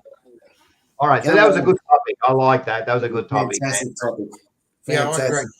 Let's get into the boys. And from now on, Mark. Yes. Right. If you ever try to direct the show, I'll take you off. How's that sound? Okay. All right. Let's keep going with the transgender. I was just about to. I did say at 8:30 we'll talk to 8:30, and now we got our footy talk. So all right, let's go into the. Go with the script, Mark. Go with the script. I know, man. You got the bloody script. What are you? You're a fucking spud, man. You are a spud, mate. You are a spud. Hey, before we do that, make sure everyone get your tickets, to the. If you think this is fun, right? Wait till you come to the show, man, and then you're going to have some real fun. So everyone get on there. Link is below. Everyone, the link is below. Was that the first game? No, that wasn't the first game, was it? The first game was, sorry, we'll take that off. The first game was North Melbourne. Sorry, I had to put everything all over the place because I got here in the last minute. This was the first game, yeah? Was this the first game of the weekend? Yeah, I think it might have been. Yeah. I think it was the first game of the weekend. Yeah, it was the first game. So there you go. North Melbourne, 14-6, is that his 90? Man, my eyesight's getting bad to 10. Far out, 10-17. I didn't realise it had so many behinds, 77. So 10-17, 77. You did say that you were playing football, but I'm sure you're caught up on it. Let us know what happened there, Quinny. Yeah, so unfortunately I wasn't there because I had my own game I was playing, but you kick 10 goals 17, you're not winning games of football against many sides, even second last on the ladder. So absolutely no surprise. We didn't come away with the win there, but I think, well, the biggest takeaway and obviously the biggest story of the week, and a few people have been asking about it in the comments, is that was Dusty's last game. And So I did, and I know you want to talk about it. So we have got, you can give us some stats on him, but I did find this. I thought this was pretty appropriate there. Dusty's, there you go. Yeah. The king, man. Everyone just we were talking about the retirements, boys, before we got onto the games. But anyway, sorry, Rock. Oh, he's one, and I actually did. We can talk about it later. I mean, the other retirement is Tom Hawkins. The other retirement. So, but I thought that since it's the Richmond game, I think it's only right that Quinny can talk about Dusty. But there you go. There's he's retired and he's gone. And the other, look, if you want to, and this is the other photo I found. The two are retiring, but the difference is Tomahawk is retiring at the end of the season, not immediately. So he could play. Who knows, man? If he's ready, he could play in a grand final. So we don't know yet. So. I think they shouldn't be announcing his Andrew Gaff retired too today. Yeah, and you're right. Andrew Gaff retired today too. So I think he's getting close to his 300th game as well. I think he's got 2 more games to go. So I think he'll play to the end of the season. Yeah. But Andrew Gaff. It's a bit weird how they do that. I don't know why they do that. Like they announce it early, but just I don't know. Maybe say they give him the farewell game. Maybe. Yeah. But anyway. Yeah. Back to Dusty. Well, tell us about him, mate. It's the end of an era, man. Yeah, absolutely. It's definitely the end of an era, and obviously I spoke a lot about him at his 300th game, which felt more like a farewell than what this does, funny enough, because he's only played the 2 games since that 300th game. But I don't know, we all know what Dusty brought to not only Richmond, but to the game as well. He was a special talent, arguably the best big game player of all time. The 3 norms sort of speak for themselves a little bit. And I think, like you said, Rock, it's definitely the end of an era. And I was looking at a photo earlier today, and I think I had a picture of, it was Dusty, Jack, Cochin, and Alex Rance. And it was sort of like our 4 centerpieces for such a long time there. And it's sort of, that just shows sort of how different the club is right now. And Dusty was sort of the last of that generation of Richmond player that's still going. So definitely sad to see him go. I remember my phone blowing up yesterday, and I hadn't seen the news yet. I was getting all these text messages saying, "Are you okay?" I was thinking, who died? Like, everyone's asking if I'm okay. What's going on? I had no idea. And then sure enough, I finally got onto social media halfway through the day, and all it was just Dusty, Dusty, Dusty. So no surprise. I think if Dustin Martin was going to retire, this was going to be the way that he did it. Just no fuss, no hoo-ha, no farewell game. He doesn't want the spotlight. It definitely sounds like it's just the way that he was always going to go out. So it's definitely that not so much of a surprise to me. And for those asking, he's not going to the Gold Coast. As you and I said, Rock, that's it. He's a one-club player. He's had enough. He'll disappear. He'll probably go to New Zealand or Castlemaine, where he was born, wherever he goes, and he'll just disappear, and you won't see him, for a very, very, very long time. So, yeah, that's my little spiel.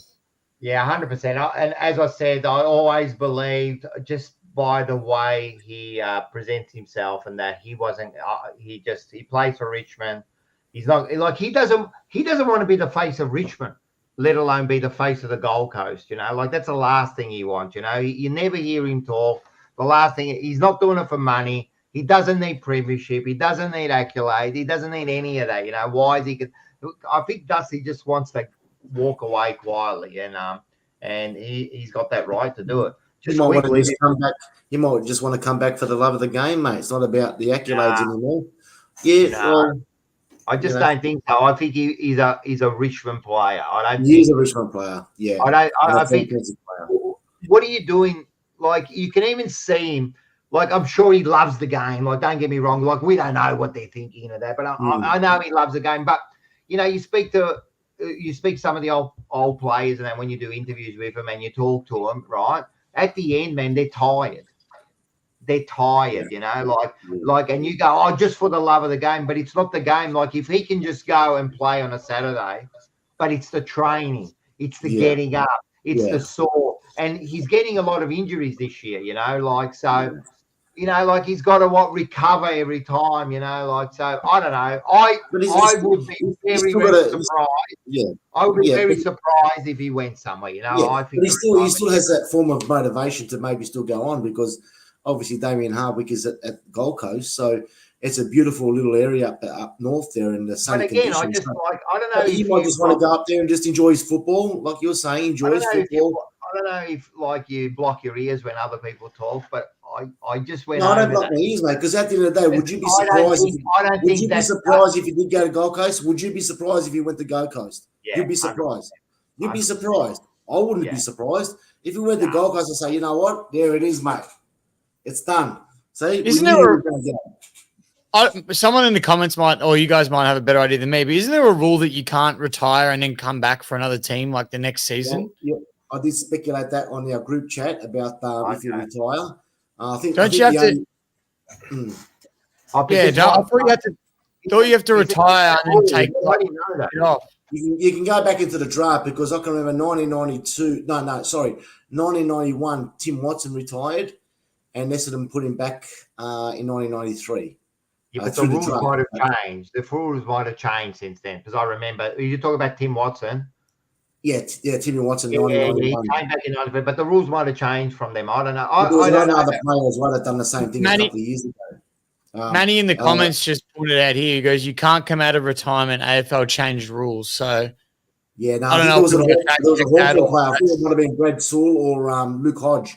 Luke Hodge actually retired, and he went back to go and play at the Brisbane Lions, I think it might have been. But I don't think, maybe you can't come back the next year. Maybe after 12 months, then you can come possibly, back. Yeah, I'm pretty sure You can come back. Sorry, Rock. You can come back, but I don't think you can come back. Then you can't retire now and be round one next year, or actually November this year. You're on another list. I don't think you can do that because it's not fair on the clubs. I think if you miss a year, it's different. I think it's about missing out on picks and things like that. I think it's about that. But then I think if he waits a year, Dusty's not waiting a year and then coming back. There's no way, man. I'm telling you, man. I'll be absolutely. It wouldn't surprise me. It wouldn't surprise me if he did.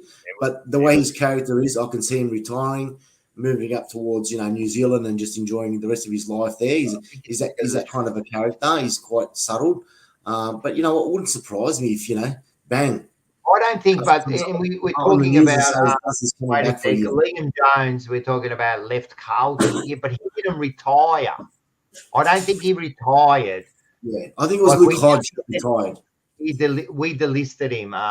Seba, you're a tight ass. $2.99. Is that it, man? It's coming out of Mars's account anyway. You bloody tight ass. So $2.99. What a player, Hawkins, and look, and let's not forget about Hawkins. I know we talk about Richmond here, but Hawkins too, man. When he does retire at the end of the year, between the both of them, 6 premierships. Mate, Norm Smith medals, like all sorts of. They are both like they will be legends of the club for sure. Right? Is he just quickly, and then we'll move on to the next game? Is he the best player at Richmond? Yeah, I mean, I wasn't old enough to see Royce Hart or Kevin Bartlett, but yeah, and I think so. Manny, is Dusty the best player you've seen at Richmond, like that you can remember? I know. Yeah. At Richmond, look, there's probably been a lot of superstars that have gone through Richmond, but you'd have to admit that the new age, the prime, the football player of this generation, he would definitely for Richmond. I think in recent years, yeah, he would definitely be. He is the most impact. Mark? It would have been Jimmy Jess. Jimmy Jess would have been the best Irish. Nah. Jimmy, yeah. He was a good player, but far out, man. Yeah. It would have been. What about KB? Everyone's got KB up there, mate. KB was Jimmy Jess wasn't even the best. Matthew Richardson. Hey, don't shoot up Richard. All right. Nah, that's Dusty Martin from what I've seen at Richmond. Dusty Martin, mate, for me. Yeah. Another $7.99 by Seb. All right, that's better, man. Just start emptying out those pockets. I remember what a young Hawkins with my nonna fuck, he was a gun. Can anyone make sense of that? Are you been drinking there? Like, can you make sense of that comment there? I remember what a young Hawkins. I think Seba meant to say, I remember watching a young Hawkins, but he's forgotten the CHI. Oh, yeah. You know why? Yeah. All right, now I know why. You know why? Because Mars's and Seba's granddad was a Geelong supporter. Ah, okay. So he was a Geelong supporter watching it, and he was. If you read it the way we all read it, sounded like he was watching his grandmother. Yeah, they always tell me that they got not much, but a little bit of a soft spot for Geelong. Why did they go against Geelong? What did they go to Carlton for? No, who knows? I mean, there would have been other influences, but you know what I mean. I'm sure that in your life, does everyone in your family, Barry, for Essendon? Yes, everyone. Yes, all your dad, your grandparents. All of them. All of them. Bullshit. Your grandparents didn't even watch football. My wife used to go for Collingwood. You know, when I first met my wife, she went for Collingwood. Yeah, I'm not marrying you. Smart girl. You said I'm not marrying you. Yeah, she goes for Essendon. So you've robbed your wife of multiple premierships. Oh yeah. If you don't like it, get out. My kids get all your scarves out, get all your posters out of your room. If you don't like Essendon, that's it. Get out. You know, I got to. I'm the same, man. Like, and just quickly before we move into the next game, I'm telling you now, like, people go, "Oh, let your kids follow whatever they want to."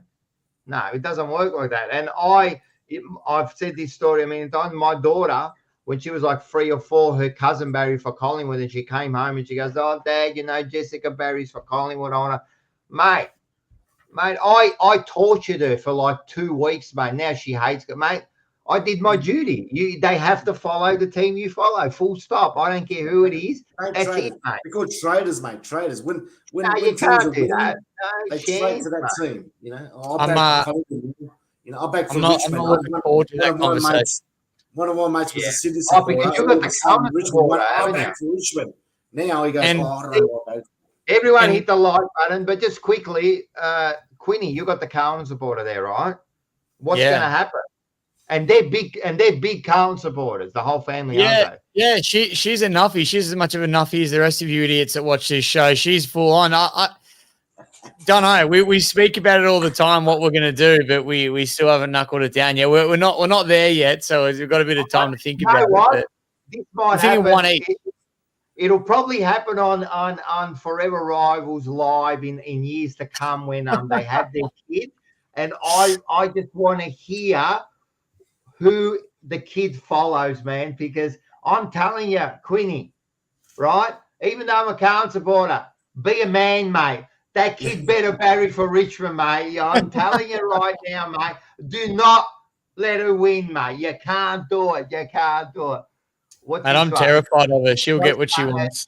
And 3 wanted to follow the pies. I stopped the car, got him out of the seat, left him on the side of the road and drove off. Hey, listen, that is not child abuse.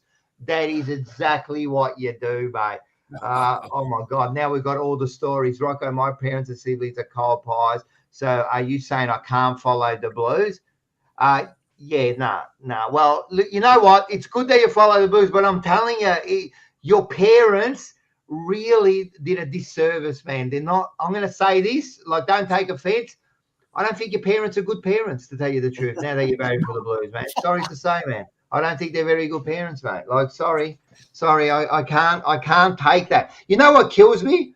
Jonathan Brown, his kid Barry's for Carlton. And then the other day when I seen, what's his name, the Ruckman, Gorn, his kid was singing I'm going, what? Mate, you are the captain. What are you doing, mate? Like, are you serious? Your kid dislikes you that much, right, that it's decided to follow another team. Like, how bad is that, mate? So it's bad. Hey, I got one of my good mates, and Manny, you'll love this one. One of my good mates, when he was a young kid, he said to his old man, he goes, "Dad, I want to be a Richmond supporter.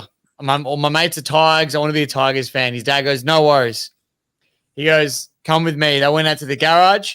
His dad pulled out a tent. He set it up in the backyard. He said, "Now you can stay in this tent, or you can put your Collingwood jumper back on and you can come live inside the house. I'll leave the decision up to you." Now, this guy to this day is the biggest Collingwood nuffy I've ever met, this guy, because that decision changed him and he never went back. So it's true, Rock. Parents can scar him for life.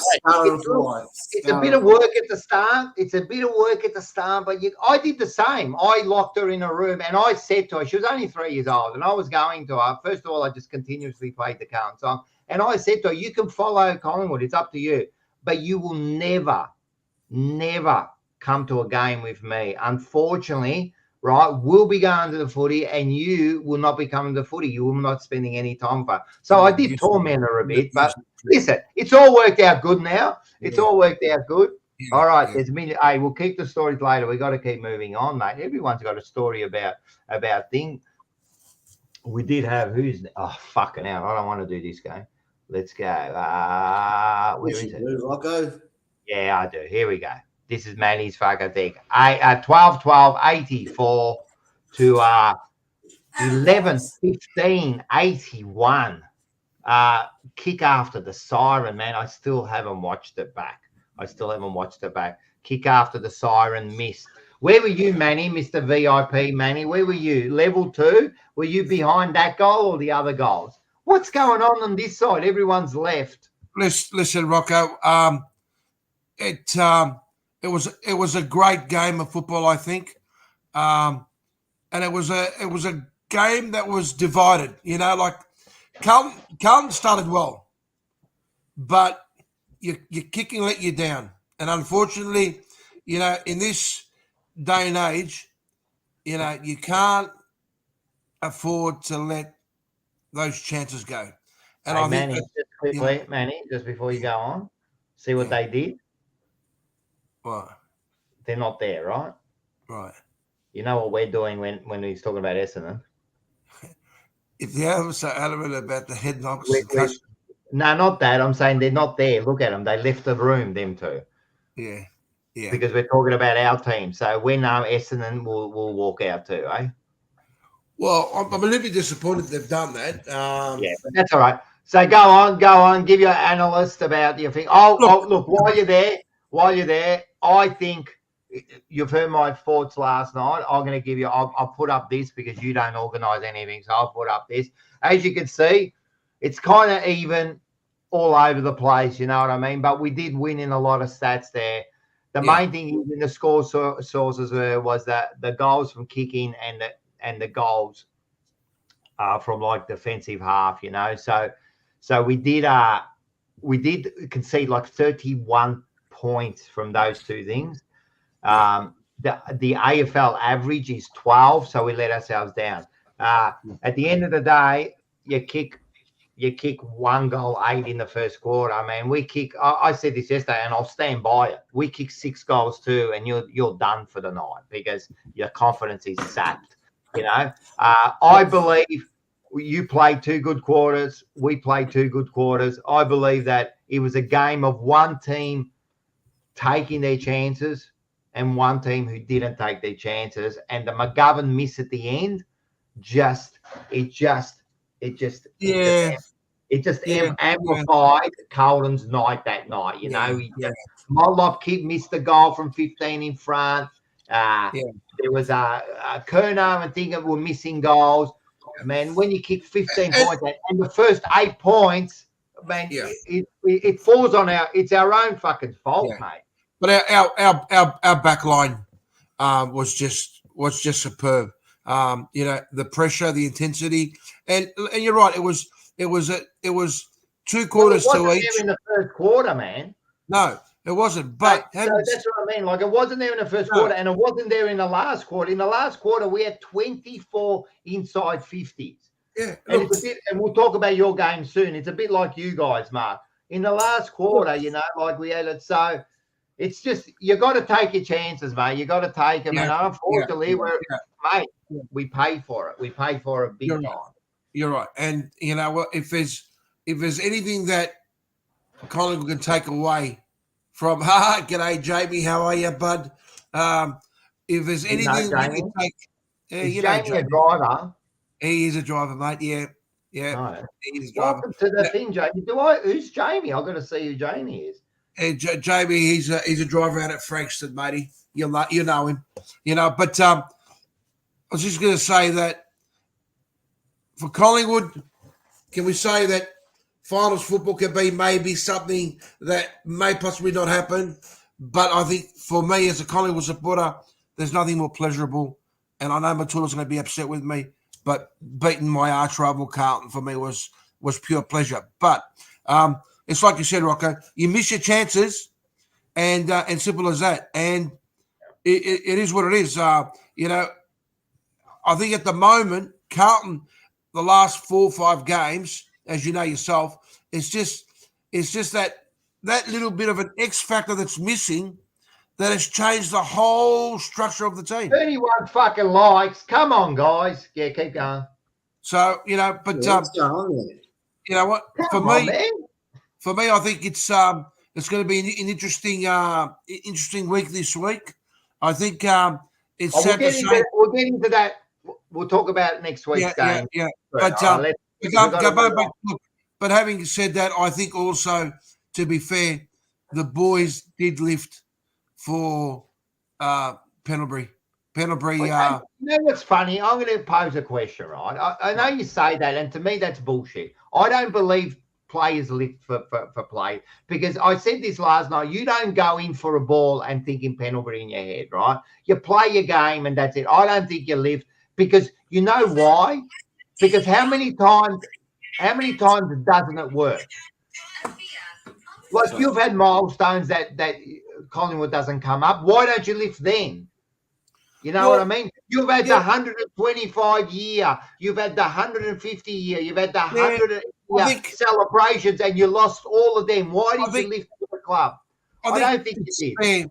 I think it's fair to say, Rocco, and I think this is something that I've noticed the last couple of years, especially the last 3 years, but especially the last 2 years, and correct me if I'm wrong, but I think the way McRae has unified, and this love that the players have for one another, when they come out there, it's very, very different. I think everyone was playing for each other, and I think for them it was, and let me say, can I say that I see that quite a bit because my wife's a Carlton supporter and a member, and I watch a lot of Carlton games, right? And I can tell you right now, when the team is down, you've got Cripps, who he is a huge motivation. I've seen him change. I don't think they personally left because you know what? We have a shot after the siren, right? Yeah. Right. We have a shot after the siren. Now we missed it. Say we kicked that.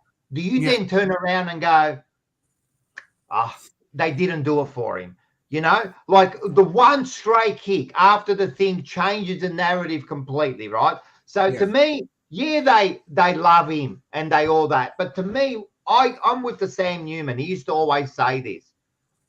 People, you don't live for milestone. And if you do, then there's something wrong with you because you should be like that every single time.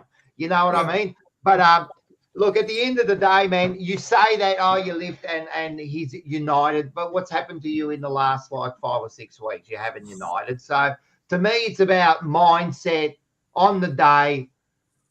You've outplayed us for a certain period. We outplayed you for a certain period, but you know what? You got the fucking chocolates at the end, and that's all that matters, That's all that matters at the end of the day, So listen, man, I'll Special. Yeah, I know. Lou didn't. What did he say? McGovern didn't want to spoil the and I'll tell you the truth, man. You know me, man. How passionate I am about my team and that sport, man.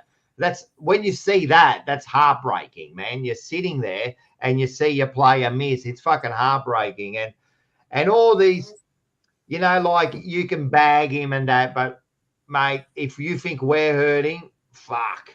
I can't imagine a player like you can imagine how ecstatic they are when they kick it, but how bad do they feel when they miss that goal, man? And I know that Cripper's come out and he did a little fucking interview where he said, mate, we win together, we lose together. He knows, we stand by him and he's done the right thing. That they've galvanized. I actually believe this might galvanize the team for the rest of the season because a loss like this could galvanize them. And McGovern's not going to want to, miss that again, So that's what I believe. But at the end of the day, the footy's on his boot and he has to take some responsibility. He has to kick that goal. You know what I mean? But then do you blame it on that? No. Motlop misses from 15 in front. Curnow misses. Mackay misses. There was other misses, 8 points. Mate, there's many, many things that happen that when it got to that last stage, wow. You know what I mean? If you were a bookmaker and I said to you that your Twin Towers between them are going to have only one goal, you would never pick it. You never pick it. Exactly. So, you never pick it. And they had their opportunities. But it just didn't go away. And to tell you the truth, I'm a bit disappointed in Mackay. He got pushed around a couple of times. I don't like that. He's got to start to show a bit more CUNT. He's got to definitely show. The narrative on Curnow freaks me out. All right, you've kept him goalless. It was going to happen. He's done it for 70 games nearly, right? Yeah, that he hasn't. And this year, right? So that was it's going to happen. That was more stat. Yeah, he's done it for that. But but it was going to happen. It's going to happen. He's not going to go forever kicking. All right. So, and all of a sudden, has everyone forgotten in the last 2 years, he's come back from 2 knee reconstructions, wins 2 Coleman medals, probably could win another one this year. He's 50 goals more than any other player in the last 2 years. And all of a sudden, he keeps goalless one game, and everyone's, mate, take it easy, mate. As everyone forgets. Well, you know what, Rocco? Player is. You know what, Rocco? Can I tell you something? I understand. I understand you're trying to defend him, and that's all good. But the reality is, you're now coming down to the business end of things, and I think this is where, and I agree with a couple of your shows where you've got that one on Sunday where he turned around and he said, what's his name, your ex-Carlton player. Yep, he turned around and he said, this is where they've got to really step up, to the plate. But all teams have to step up now. Like we're talking about. It's an easy thing, and we do. You don't think Charlie's disappointed with that game? But he's kicked 56 fucking goals at the end of the day. Yeah, he's been like, even you say, in the last few weeks he's been down. He's kicked like fucking, apart from this week, he kicked like fucking 9 goals in 3 games, So Billy Frampton, Jeremy Howe, and Darcy Moore. What Darcy Moore played the best game for the season, and what a way against Carlton. Absolutely fabulous.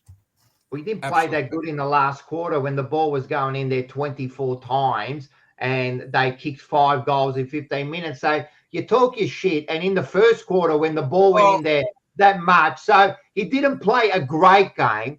I'm telling you, both teams didn't play a good or bad game. When you look at the scores and you look at the stats, it wasn't that far off, man. McGovern kicks that goal, right? Yeah. And you're not saying that. And that's right. This is what freaks me out. Like, one kick changes the narrative. You know what I mean? But at the end of the day, Curnow, mate, we want to win a premiership. Mate, your stars have got to lift. Not only our stars, fucking look at Sydney Swans. Their stars have got to lift. Brisbane's have got to lift, you know who I think was a real disappointment, and I think he cost you the game, and that's Fantasia.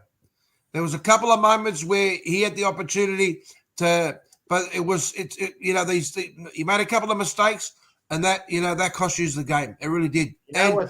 You know what's funny about that? Wait a sec, Manny, and I'll let you talk, right? Because let me finish. No, because I'm going to stop you because you're an idiot. Fantasia hasn't played for 3 weeks. What's he done all year? Fantasia has not played for 3 weeks, you fucking banana. What are you talking about? Maybe I've confused him. He played for 3 months. Maybe I've confused him. For 3 fucking weeks, he's injured. Or maybe I've confused the player. But he, thinking of Owies? Who was that? You thinking of Owies? I think because he was poor. Yeah. It's anyway. It was the one you can definitely.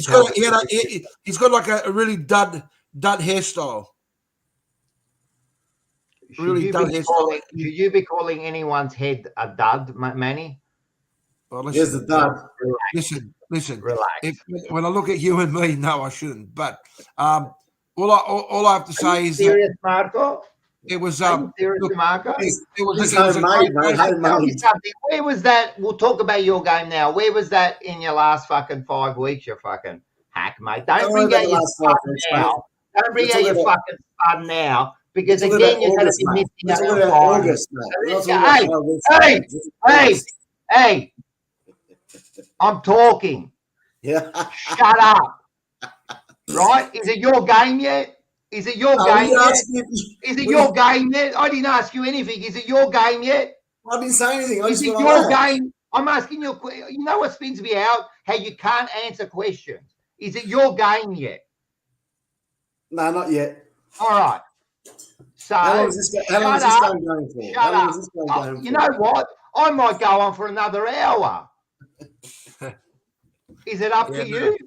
Is it up to you? Oh, well, you can go for another hour if you want, but what? No. Look, I think moving forward now, we'll talk about we'll talk about next week soon because here we go. Go on, Mark. Here you go. 13-12, 90 to 14-5, 89. And again,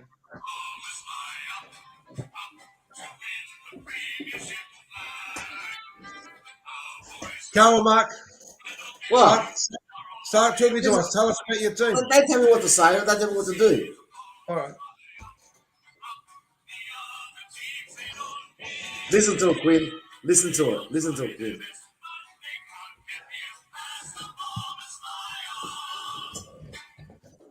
Good evening, all. Good evening, all. Welcome to the Bomber Show. The one and only Marco the Bomber. Okay. So what do you boys want to talk about? Let's talk about the game. I'll tell you what, guys, to be quite honest, it was a nail biter. A nail biter. Not like the Collingwood and Carlton game there that was exciting, but shit house. But this was a nail biting game. So I'm going to make a couple of points here. All right? Like I said last week, the Essendon Football Club should have made some changes. We need to make some changes. 30 points down. Last quarter, make some changes.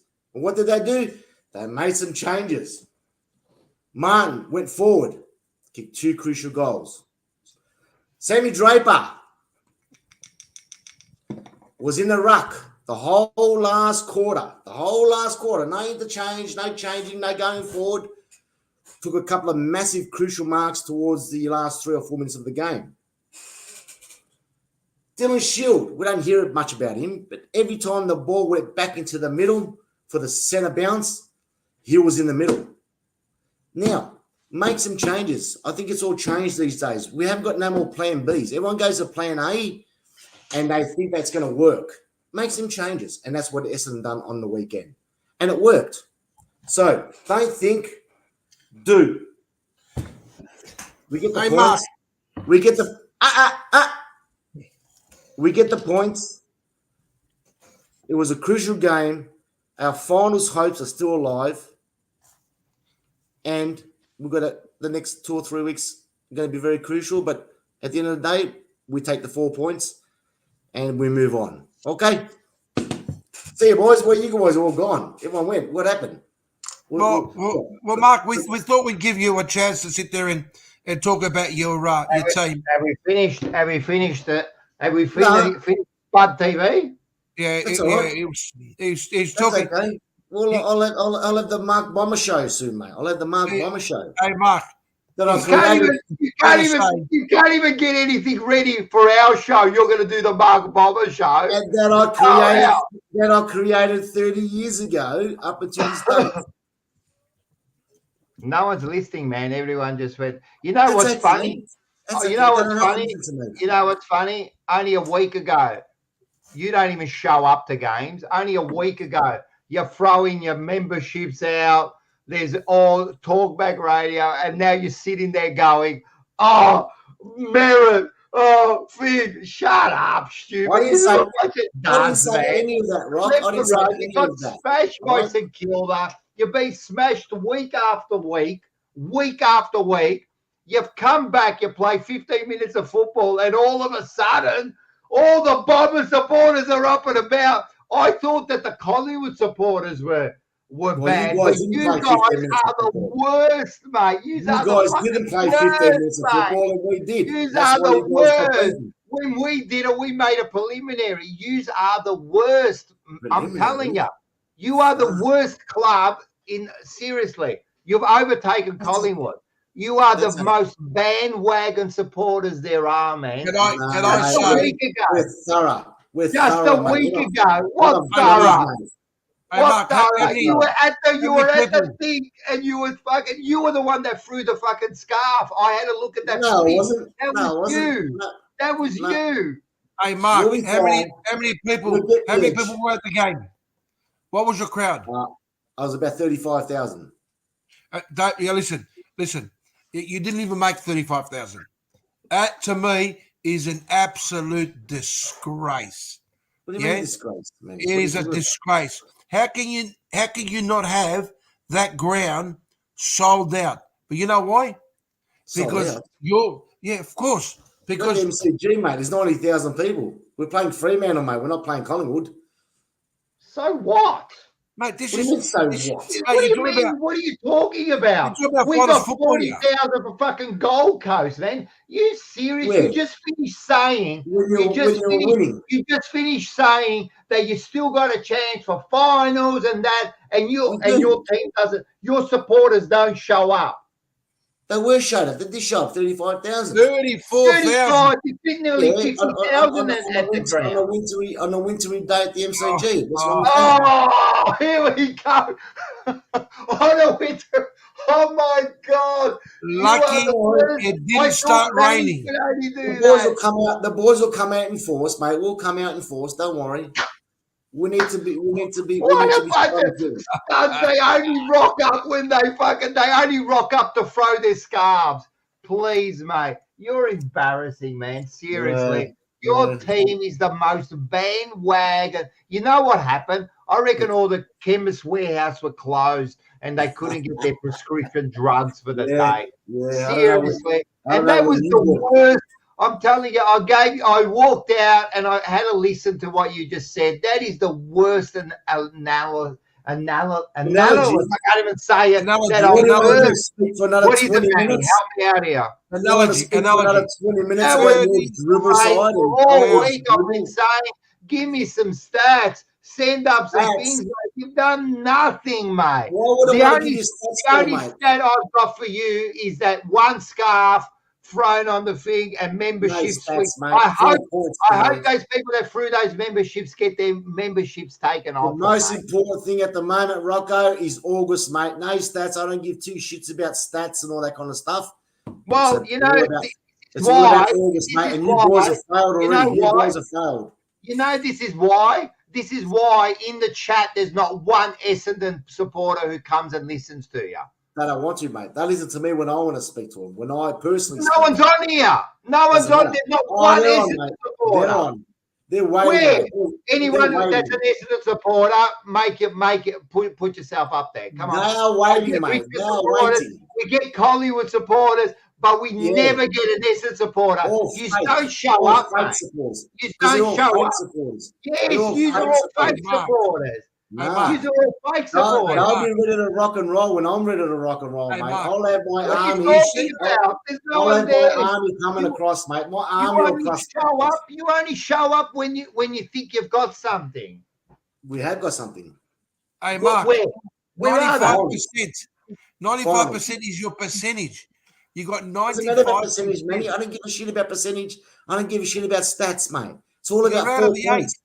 We have to win. Huh? You're at the 8. Mate, we're only 1.5 games away from top, mate. I'll tell you right now. 1.5 games. There's 3 games to go. That's exactly right. Exactly right. We're only 1.5 games away from top of the ladder, mate. So just be careful. You know how it works.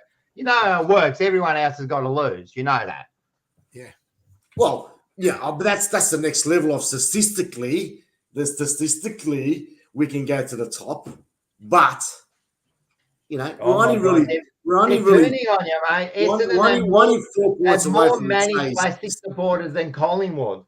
Yeah, you are seriously the worst supporters in the industry. As far as the top 4, studs coming on now, as far as the top 4, you are the worst plastic supporters there are. That's why this is a custom-made spud, mate. It's custom-made. It's ready to be sliced up and fried up in a deep fryer. Either. And where was that? Where was that while you're still sitting in 9th, brother? That's all right. We'll be all right. Are you?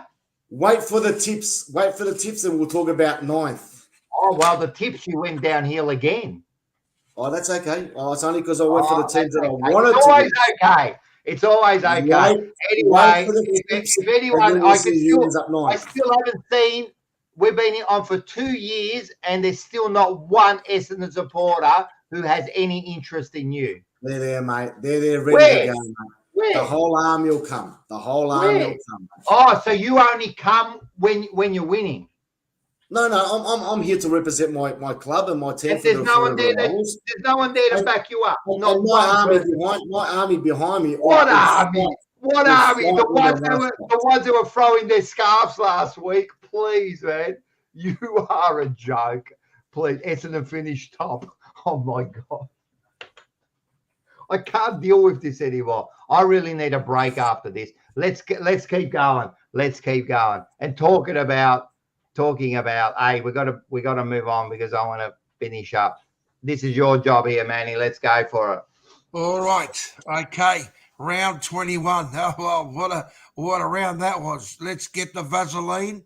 Actually, let me just say that a lot of Vaseline was sent out to Sydney's way because they got up the pooper by the Port Adelaide, mate. Absolutely destroyed. And the Brisbane Lions, mate, they're just quietly sitting there.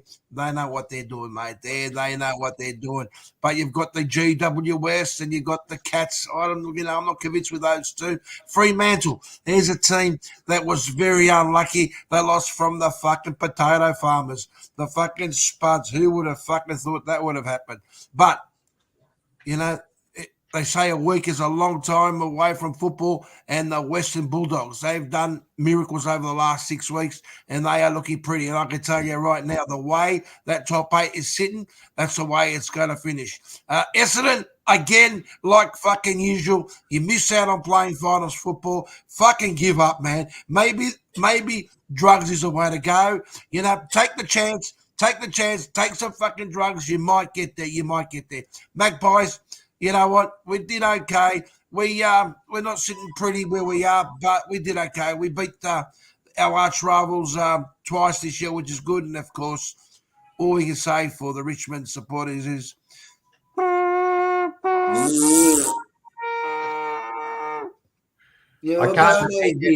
can't defend you here, Quinny, man. Like, seriously, you lost me off Melbourne. It's all over Red Rover. It's all over Red Rover. It's gone. I can barely defend me. I don't know what I expect you guys to do. No one can defend it. Remember this song, boys? It's all right. Let's go. Celine Dion. What about it? Is that from the Titanic? Between us. The Titanic. Is that where Carlton's going?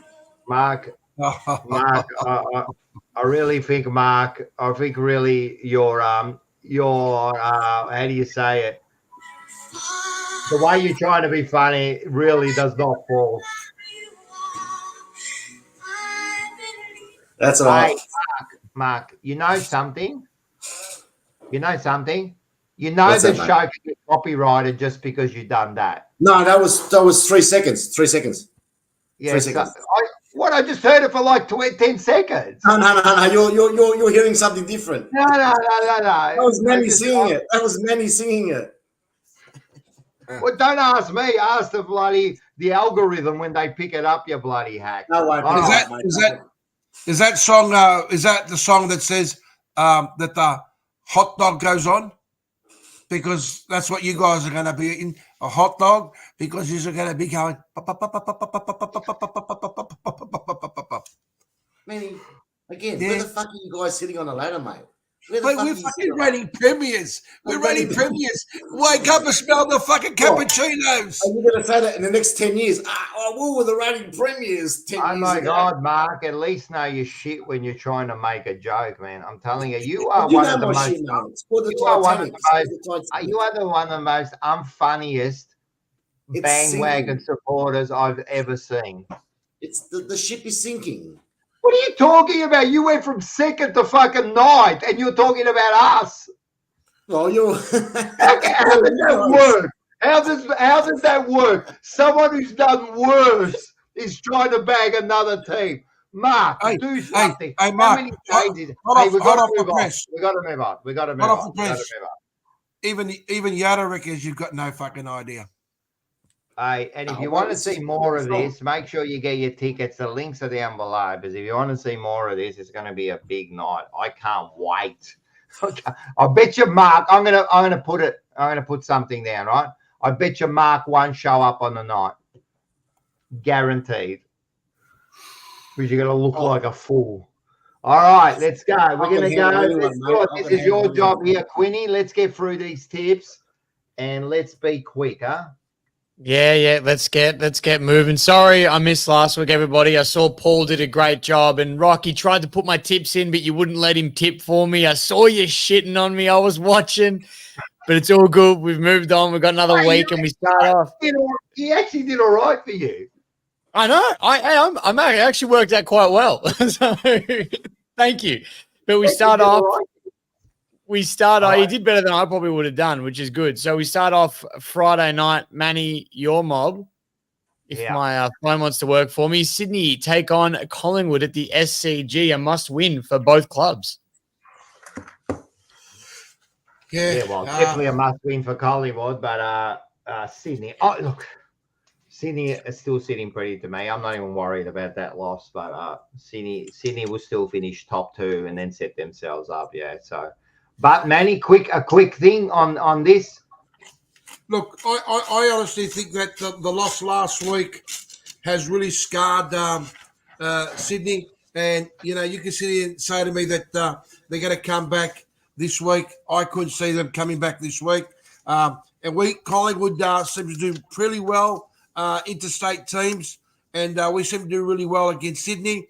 Last year, not the year before, we just missed out. But no, I think the fact that even though De Goey's out, I think Collingwood's just going to get over the line with this one. I think you say that because not once have you tipped again, and none of us have ever tipped against our side. But let's be serious, De Goey's huge for you, man. De Goey's huge for you, man. He's your X factor. So I think Sydney's going to come back, and I'm picking Sydney. Okay. Yeah. I'm going to go the Swans just because it's SCG, and I think they'll have to bounce back after that loss. Yeah, spot on, guys. I think Sydney will come out firing this week, mate. They have to be on top of the ladder. So, can I just say that I've got Father Manny that's come on the show, who's going to do a little prayer for all the Essendon supporters, because I can tell you right now, you guys need a fucking prayer because you got no fucking hope. Sydney by 15 points.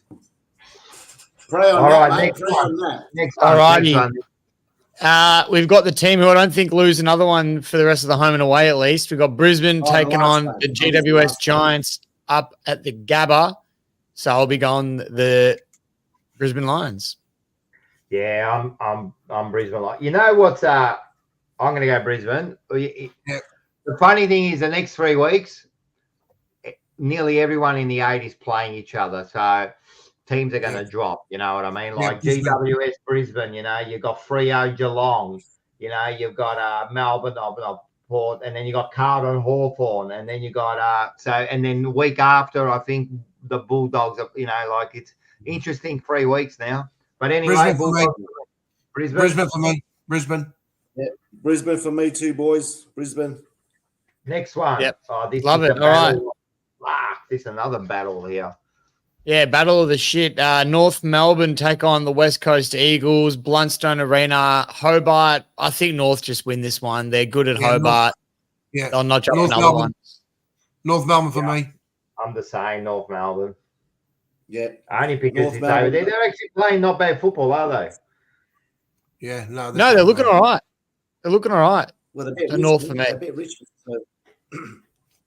Well, that's not much, but we go on. Freo up at Optus Stadium take on Geelong. Did you pick North, Mark?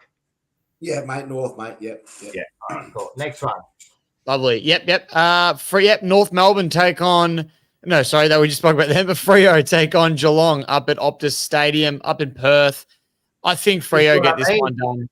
It's another one, Geelong, but then Geelong got a couple of easy games. Yeah, I'm going to go again, home ground. Freo didn't play. Freo for me.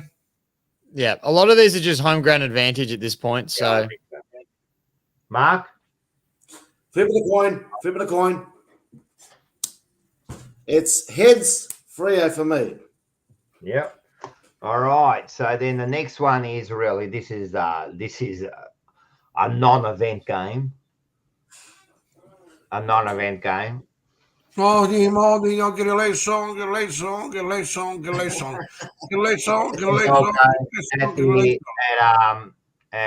Marvel, and that's Saturday night, isn't it? Yeah. Marco, let me give you a bit of a blessing there, mate. Get a late shot, get a late shot, get a late shot, get a late shot, get a late shot, Well, get a late shot. obviously, I'm not going to say, I'm not going to say too much about the game because no one really fucking wants to listen to me anyway. So who gives a shit? So, obviously, Gold Coast don't play well interstate, and we're starting to get our edge possibly coming through towards the most important month of the season, August. You got your edge because you play 15 minutes of football. Okay, all right. You're starting to get your mojo. Get the mojo, mate. That's August is important, Manny. Yeah. No. I agree with you, Mark. Very, very important. Very important. Essendon by 36 points. Everyone else? Essendon yeah, I'm Essendon. Gold Coast don't win away from home, so Bombers will win this. To tell you the truth, Suns are a much better team than Essendon. I just think that fucking hell, Suns cannot win away, man. Their record is unbelievable this year, man. They just have not won an away game, mate. And Damien Hardwick is not a happy man, is he, man? He's getting a bit frustrated with these fucking losses away. Change it for me, please. Change it for me, please, Rocco. What are you going? I'm going for the Gold Coast. Oh, I'm going for the Suns. I wouldn't be surprised if they come out and win because Essendon play one good game and 5 bad ones. So yeah. Let's go. Are they playing in the roof? On the roof? Yeah, they're playing the roof. That's the problem. Yeah. So no, I'm sticking with Gold Coast. Oh, you're going to stick with Gold Coast. All right, go. All right. Melbourne take on Port Adelaide at the MCG. Melbourne, I don't know about you guys. They're just not convincing me. I don't think they're getting much done. And Port are coming off a massive confidence booster. So I think Port Adelaide should win this. Yeah, I'm going Port too. Melbourne. Yeah. I think Melbourne are packed up for this year. Yeah, I agree. Yeah, Melbourne in an upset for me. Melbourne in an upset for me. You're only saying that because you want Melbourne to win. But, hey, Melbourne can still make the 8. Yeah. Well, we never spoke about this, but just quickly, no team is mathematically locked in to playing finals this year. So technically, Sydney could miss out. Yeah, Sydney. They won't, but they could. See, I've done my research, Rocco. I've done my research. Yeah, but they won't miss out because they're playing you guys. Yeah. So how are they going to fucking miss out? Because we'll beat them. All right, next one. This is this one here. This is your one, Rock? Yeah, this one here, yeah. Carlton Hawthorn, Sunday, 1 o'clock. I actually like this time. Go there, and then I've got time to go to dinner and that. So for me, it's a nice time. We're playing at the end. We like the MCG, so we're playing at the MCG. Of course, I think we're going to come back. Pretty simple. We'll win this game. Carlton for me. Love it. Yeah, Blues for me. I think it's going to be a tight game, but it's going to be. I tell you what, this will be a good game. This is going to be a tough game. Hawthorn are playing some really good football, and anyone that didn't catch it on Rocking All Over the Birds, we interviewed Campbell Brown, Hawthorn Premiership player. Yeah, he's a funny bloke, man. So Paul interviewed him because Paul works with him. And yeah, so he goes over about some of the, the line in the sand stuff and how Hawthorn's going and that. So everyone catch that after this. But yeah, you guys. Beautiful. Yeah, well, Blues for me. I'm going to get it for Hawthorn. Hawthorn. And yeah, I think this game's going to be a crackerjack. I think it's going to be it will be a good game. It will be a good game. It will be a really close game. I don't want to say it, but I think by the end of the week, mate, it's going to – I don't want to say it, but Carlton out of the 8. Carlton out of the 8. Carlton out of the 8. Carlton out of the 8. Hawthorn will win by 10 points. I'm going to clip that, Mark. That's okay. And I'm going to play it on that night, like on replay. That's okay. Well, I think Hawthorn will win and Carlton will be out of the 8 by the end of the week. Maybe. Or maybe Carlton will cement their spot and Essendon will be over.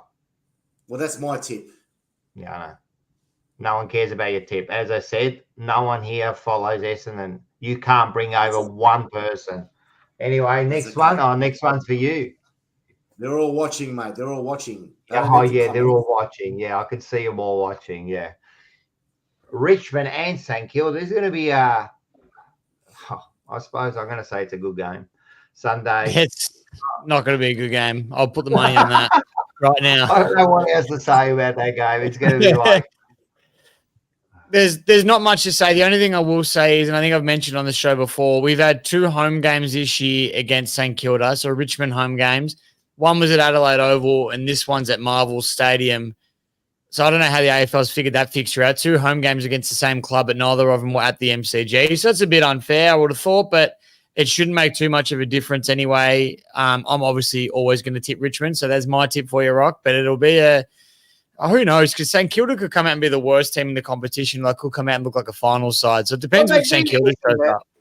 They beat Essendon, right? And I suppose that's no great achievement, beating Essendon. I mean, everyone's nearly beat Essendon this year. We beat them. Everyone's beaten them. But and then last week they come out and get smashed. I know it was against Brisbane, but, you know, like, you just don't know which St Kilda's going to come. But you know what? I'm going to back Come the mighty Tigers to win by a goal. I'm going to go with, what is it? I keep getting his name out. Is it Arosh? Arosh? I'm going with him. I'm going Richmond. Love it. Yeah. St Kilda for me. St Kilda. And Mark? Yeah, Richmond are just tanking, mate. They're not as good as what you think, Richmond, to be honest. But I think they're tanking. So St Kilda by 20 points. You reckon they're tanking halfway through the year? Wow. No, they've been tanking most of the year, mate, to be honest. They've still got some players in that team, mate, every week, and they're not performing because they want to tank. So they're tanking. Oh, so you think the players are actually going out there to lose? Is that your statement? Yeah, well, they've got an opportunity at the moment because Tassie's coming into the comp very soon. No. Answer the question. You think that the players, but you just said it. You think maybe not the players, but they're tanking. The club is tanking. Are the players tanking? Are they? Well, I'm not gonna go saying the club directly, or the players, or the coaches, or administration. But I think there's a little bit of tanking going on. You're gonna make a statement. You got to put it out there. Like, who's tanking? I just believe that Richmond are tanking. Yeah, and who are the players? Are the players coaches? Are the players tanking? Are the players tanking? No, I wouldn't say the players, but I think they're the players. So the coaches are tanking. So the coaches. Well, so how do the coaches tank? How do they tank? Do they go to the players? No, I think it's a bit higher up again. I think it's a bit higher. Oh, so you think it's like the general manager or someone, or like the president? Possibly. It's Brendan Gale. Brendan Gale tore Tom Lynch's hamstring, and he busted up all the 5 ACL injuries we've got this year. It was Brendan Gale's fault from the top. He did all that. No. I think that's a few little excuses. Tom Lynch, he's not gonna win every game for you, Quinny. But I think you guys have got some really good, classy players that are playing at the moment, and they're still playing every week. And you got beaten by North. You shouldn't have lost against North. We've got 11 players against North Melbourne, mate. You're tanking. We've got 11 players that have played less than 50 games, right? That's half your team with less than 50 games experience. Yeah, half the team, whatever the case may be. I still believe the other half of the team has got the experience, so they should be willing those players to move on and play some good football. That's my theory, mate. That's what I think is going on. I think that Richmond need to tank. Mark, but if you actually watch the Richmond game, they actually play some good football. They kicked 15 points, man. They kind of kicked themselves out of it, and then North was just too good at the end. So, saying that they should be playing better football. Now, before you go on, all right, they're all tanking. You can't tell me who's tanking. All of a sudden, it's above. Who is a god that's making them tank? All right, can I just say something? Anyone can say whatever you want in the comments. Slobbo, I know you've got a bullshit, man. If you swear at one of our Fourever rivals again, I'll just ban you. Right? You can say whatever you want in there, but let's be careful, man. Like, seriously, man. We all come on here. We put ourselves out there, but go bagging us, mate, and actually be offensive, man. Take it easy, bro, man, because I'll take you off, mate, because the chat's not here, right, to all of a sudden that you can have all your say, man. Don't be a typical bloody Collingwood fucking scumbag that comes on only, right, to have their say. No, you saw it. You saw it. They come on there. And as I said, anyone can say whatever you want, man, and I'll take it all. But then don't be offensive. I'm telling you now, I'll take you off. All right, let's go. Last game. All righty. Sorry for getting serious for a second. Yeah, it's all right. It was weird. It was weird. Well, my second side there, you got the Adelaide Crows taking on the Western Bulldogs. And they're flying at the moment, the Western Bulldogs. They're beating some very good sides, and they're beating teams convincingly now after that win against Melbourne. So I'll be tipping the Dogs. All right, it's hard to go past them, isn't it? They're actually playing some really good football. So, yeah, I'm going to go Dogs too. Yeah, Doggies for me. Yep. No, I think the Crows have been playing some really good football. They nearly beat Geelong over there at GMH Stadium last week. So they're actually playing some really good football, the Crows. And being at home, the Bulldogs obviously have had some good wins going into some momentum, but that will stop now. And I think Adelaide will win by about 10 points. All right. Adelaide. And Manny, what did you say? Bulldogs. Nah, you got to go with your Greek friend here, Matula, man. She reckons Adelaide. You All right, Greeks, Adelaide. I'll go for Adelaide. I can't believe I changed it that quick. All right, Adelaide. Why not? You're not going to win it anyway. You're that far behind. So, all right, that's good. And we'll have a look at this. Here we go. I did set this up. Here we go. We moved up. Rocco's moved to 114, and Quinn got 97, Manny 102, and Mark's slowly sliding as his team. The team is to 111. He tried to be smart last week, and it could cost him. Yeah, so there you go. So the tips are there's three more games. And I think there might be a couple different there if I kind of look. So maybe there's a chance for one or two. All right. It's been good. All right, let's go. As I said, ranking in. He's ranking in. Crows by 2. Adelaide in an upset. Yeah, Bulldogs are playing some good footy, man. And Matula, man, she's happy with you, man. So she's jumped on. So that's good. Yes, and this is true. The only reason Quinny is on the bottom, man, because we went through this last week. Do you know with Paul? I heard Paul say that. You'd be in front if you actually went with your head and not your bloody other head. Things you do love. The things you do love. I think Quinn's tanking the tipping comp. He's given up. I want the number 1 pick next year. We're going to be the number 1 pick next week. All right, let's go. We're going to go on to quickly.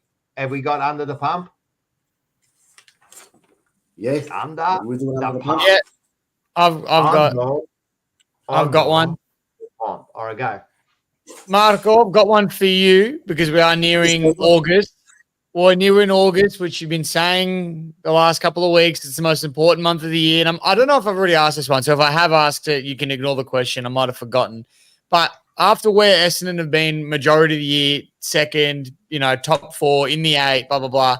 If Essendon were to miss finals now, would Essendon supporters, would you consider that a failure of a season or how would you look at it if you would miss out in finals?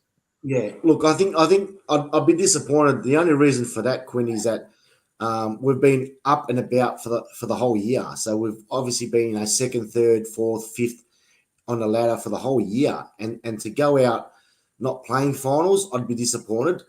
But knowing that last year, pretty much everyone expected Essendon to finish about 14th, 15th this year. So you could say that is a bit of an improvement in some ways.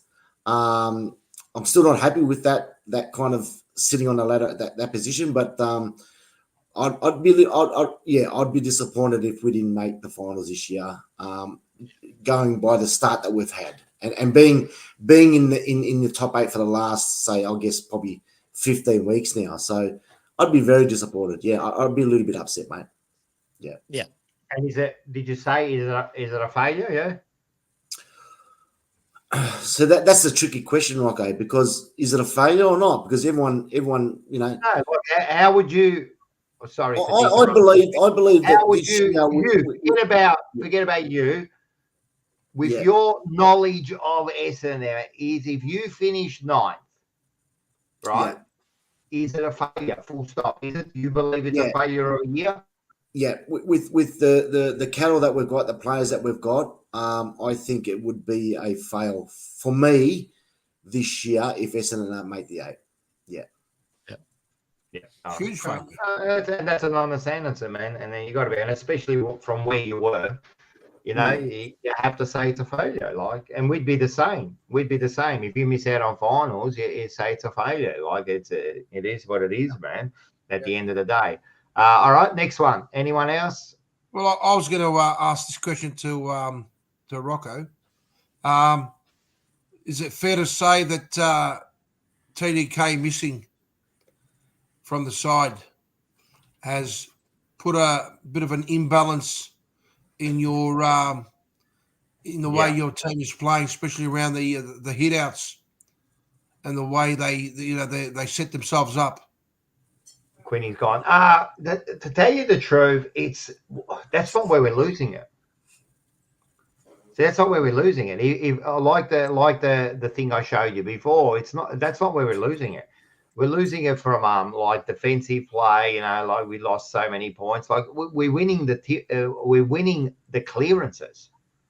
You know what I mean? Even though you won the tap outs this week, we won the clearances. So do you say that's from the thing?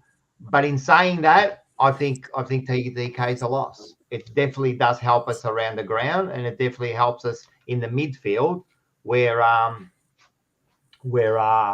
we get that extra. He's that extra like midfielder, So it's definitely a loss. He's the one that's got to come back, We're getting Williams back. I think Williams comes back this week, and then TDK should be back for finals, So we should here we go. He's back. He's back. Now you're up the top. Fuck, and I can't handle that. All right. So in answer to that question, yes, I think it's a loss for us. He's definitely a loss for us. My under the pump question is to Rocco, because I'll try and do in swing abouts here. So Rocco, just going on current form, just going on current form at the moment. There's 3 weeks to go, 3 games to go. How do you think the Blues will fare against the Hawks this week at the MCG? West Coast at home at their home ground, and Secura at Marvel, in which Carlton don't play too well in that stadium. So just a simple question again. Current form, how do you think you boys will go in the next 3 weeks with those teams? I think we'll win all 3. And I'm completely honest with that. I'll tell you right now, because you look at even our last 5 weeks, man, we've just lost to all those teams. It's just a quick fix. It's not that far off. GWS are flying, and we beat them. And they just beat us, and we were leading, Who else did we lose to? Western Bulldogs are flying, and we just lost by 14 points, Port Adelaide just beat Sydney by 100 and something points. We just lost to them. And then Collingwood, which is always going to be a tough game, we could have won that. So I'm telling you, to me, it's not much of a fix we've got to do. We just toy a few things, and we're back on top. And our players are playing good. There is something gone astray a little bit, but it's not something I'm too worried about. Like at the end of the day, we've kicked. I think we've kicked the most points out of any side in the whole league. So we can score. We've just gone astray in our defensive play, and I'm not talking about the back 6.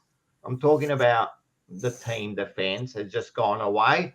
And I actually think now it was ever since Cheris came in, I think it kind of disrupted our midfield a little bit. I think now with Kennedy and Hewitt in there, and they're going to stay in there, I think we're going to be a much better team. So in a long-winded question, I think I think we're going to win the next 3. So that's it. So look, I think it's a. We knew you were going to say that anyway, Rocco. I knew you were going to say that. What am I going to say? Like, look, if we were getting punished, I'd sit here and I'd honestly say I'm worried. But we're not. We're not getting punished. It's just like little things here and there. And you know how it is. They're quick fixes. Are they going to be fixed? That's the question. That's the $1 million question. Can I answer that? No, I can't. To me, it's above the shoulders to me, mate. It's above the shoulders, mate. So do they like the funny thing is with the Collingwood games, I'm with Mars and that. And in that last quarter, all Mars was saying, like, we're making a comeback, and all Mars was screaming. Like, you could hear him on the ground, I reckon he was that loud. He's going, how much do you fucking want it? He just kept saying that over and over again, mate. And that's true at the end of the day. How much do you want? Shoulders. Yeah. All right, quick question. I got one for Quinny. So you've had a lot of injuries. Next year, you get back those injuries. Do you think you're competing with just those injuries? Forget about getting like some draft picks and that, right? With those injuries, you get those back. Do you think you are then competing for the 8 again with just your injuries back? No, not next year. I don't. No, I reckon similar to what I thought this year. I thought we'd probably finish around that 12th mark. I reckon if we're a fit and healthy team, I'd say sort of similar. I'd say we'll probably beat a few teams we shouldn't beat in the 8. But no, I don't think we'll be contending to play finals next year, even with the full list. Maybe I'm being brutally honest. Finish about 9th again, maybe.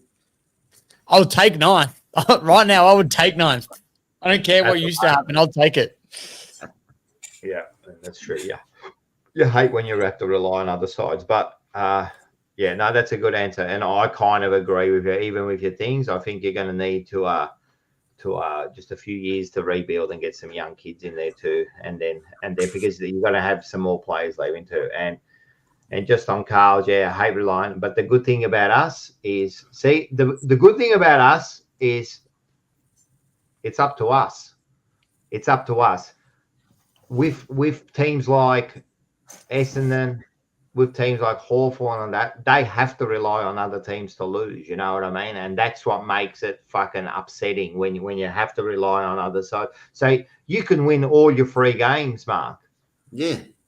And you won't make it if either Carlton wins the next 3. So, but the good thing about us is it's up to us. Like we don't have to rely on anyone. We just rely on us. And I'm hoping just got to keep winning. Yeah. Look, at the end of the day, you just got to win your 3 games first of all. That's the first thing. I think that's 13 games. They were saying the average would be this year 13 and a half games will get you in the finals. So 13. So it's 14 games. 13 and a half games. 13, yeah, well, 13 and a half. Well, Essendon's 13 and a half.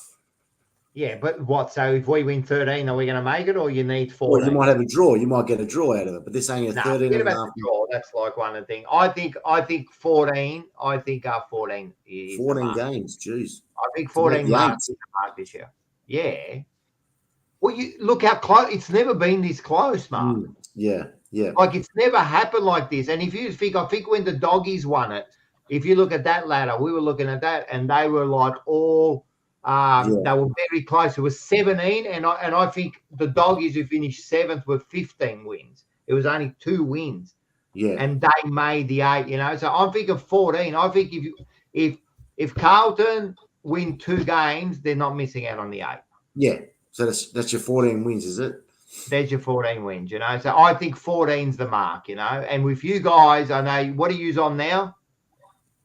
They're on 11. 11 and a half. 11 and a half. Yeah. So 11 and a half. 12, you get one, so you're going to need to have. Yeah, we need to win another 2 games. Yeah. But if you win 2, that's 13 and a half. We win 2, that's 14. You don't take us, you know. Like it's very close. It's a very close. The very close season. So I've never seen far out. I've never seen like it's so close, and I've never seen teams like on top of the ladder, lose 5 out of Yeah. 6 and get punished by 120 points. That's right. And then all of a sudden, I've never seen a team like Brisbane who starts with 5-0 or whatever they started with, and now all of a sudden could be competing for top spot, you know? So it's as close as I think a lot of people agree. And I think 14 wins is the mark. 14 wins is the mark. All right. That's good. That's good. All right. Fuck, you look depressing there. Look at Manny's face. Doesn't he look like far out, man? It's a depressing face. All right. Make us laugh. All right. It's this one's a little bit of an oldie and it's a goodie. It's so a father's decided to take his son. His son was, of course, needed some special care, so he's decided to take him to a rugby match. It was Queensland versus New South Wales, one of those games that they play. State of Origins, and and he was a real, big Queensland supporter. The era of Melbourne, so anyway, he's taken his son and he said, Dad, come on, Melbourne, and he's really happy. And of course, Queensland wins. So the father says, come on, son, I'm going to take you to the brothel. I want you to have some more experience. So anyway, so he takes him to the brothel. He comes out an hour later, and his father says to him, so how was it, son? And he's going, Melbourne. And for those who don't know, Melbourne was one of those superstars who played for Queensland. Yeah, so come on, son. He goes, I don't want to know about football now. He goes, I want to know how things were in there. And he's going, Melbourne. And he's going, I don't want to know about football anymore. And the kid's going, smell me finger.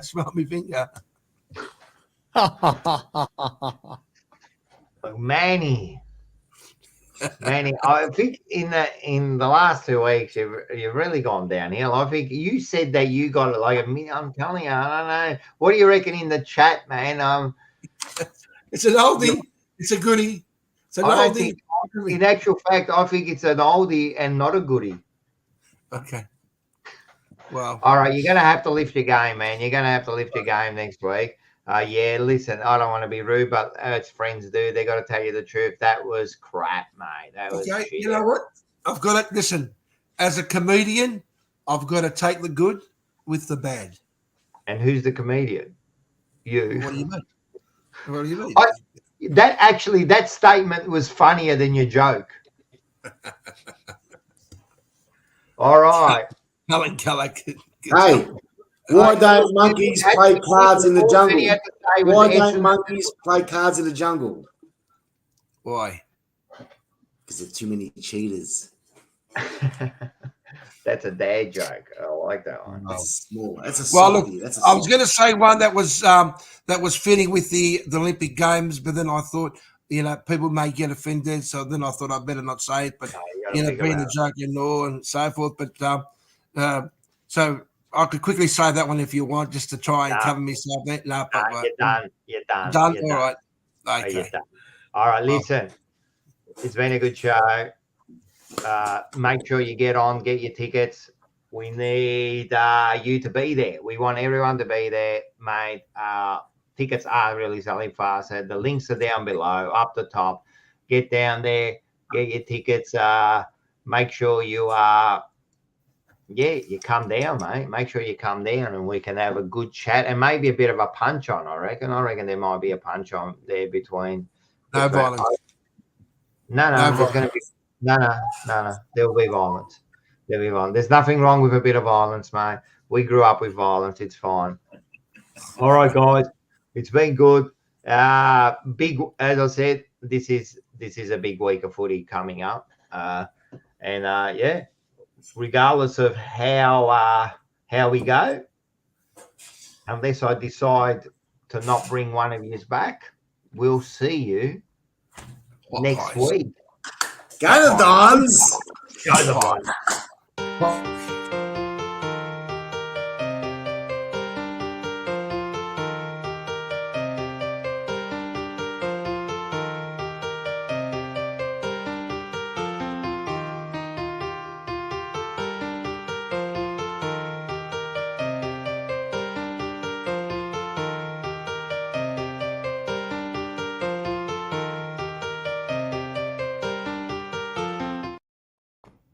Oh, sorry, guys. We're back. Hey!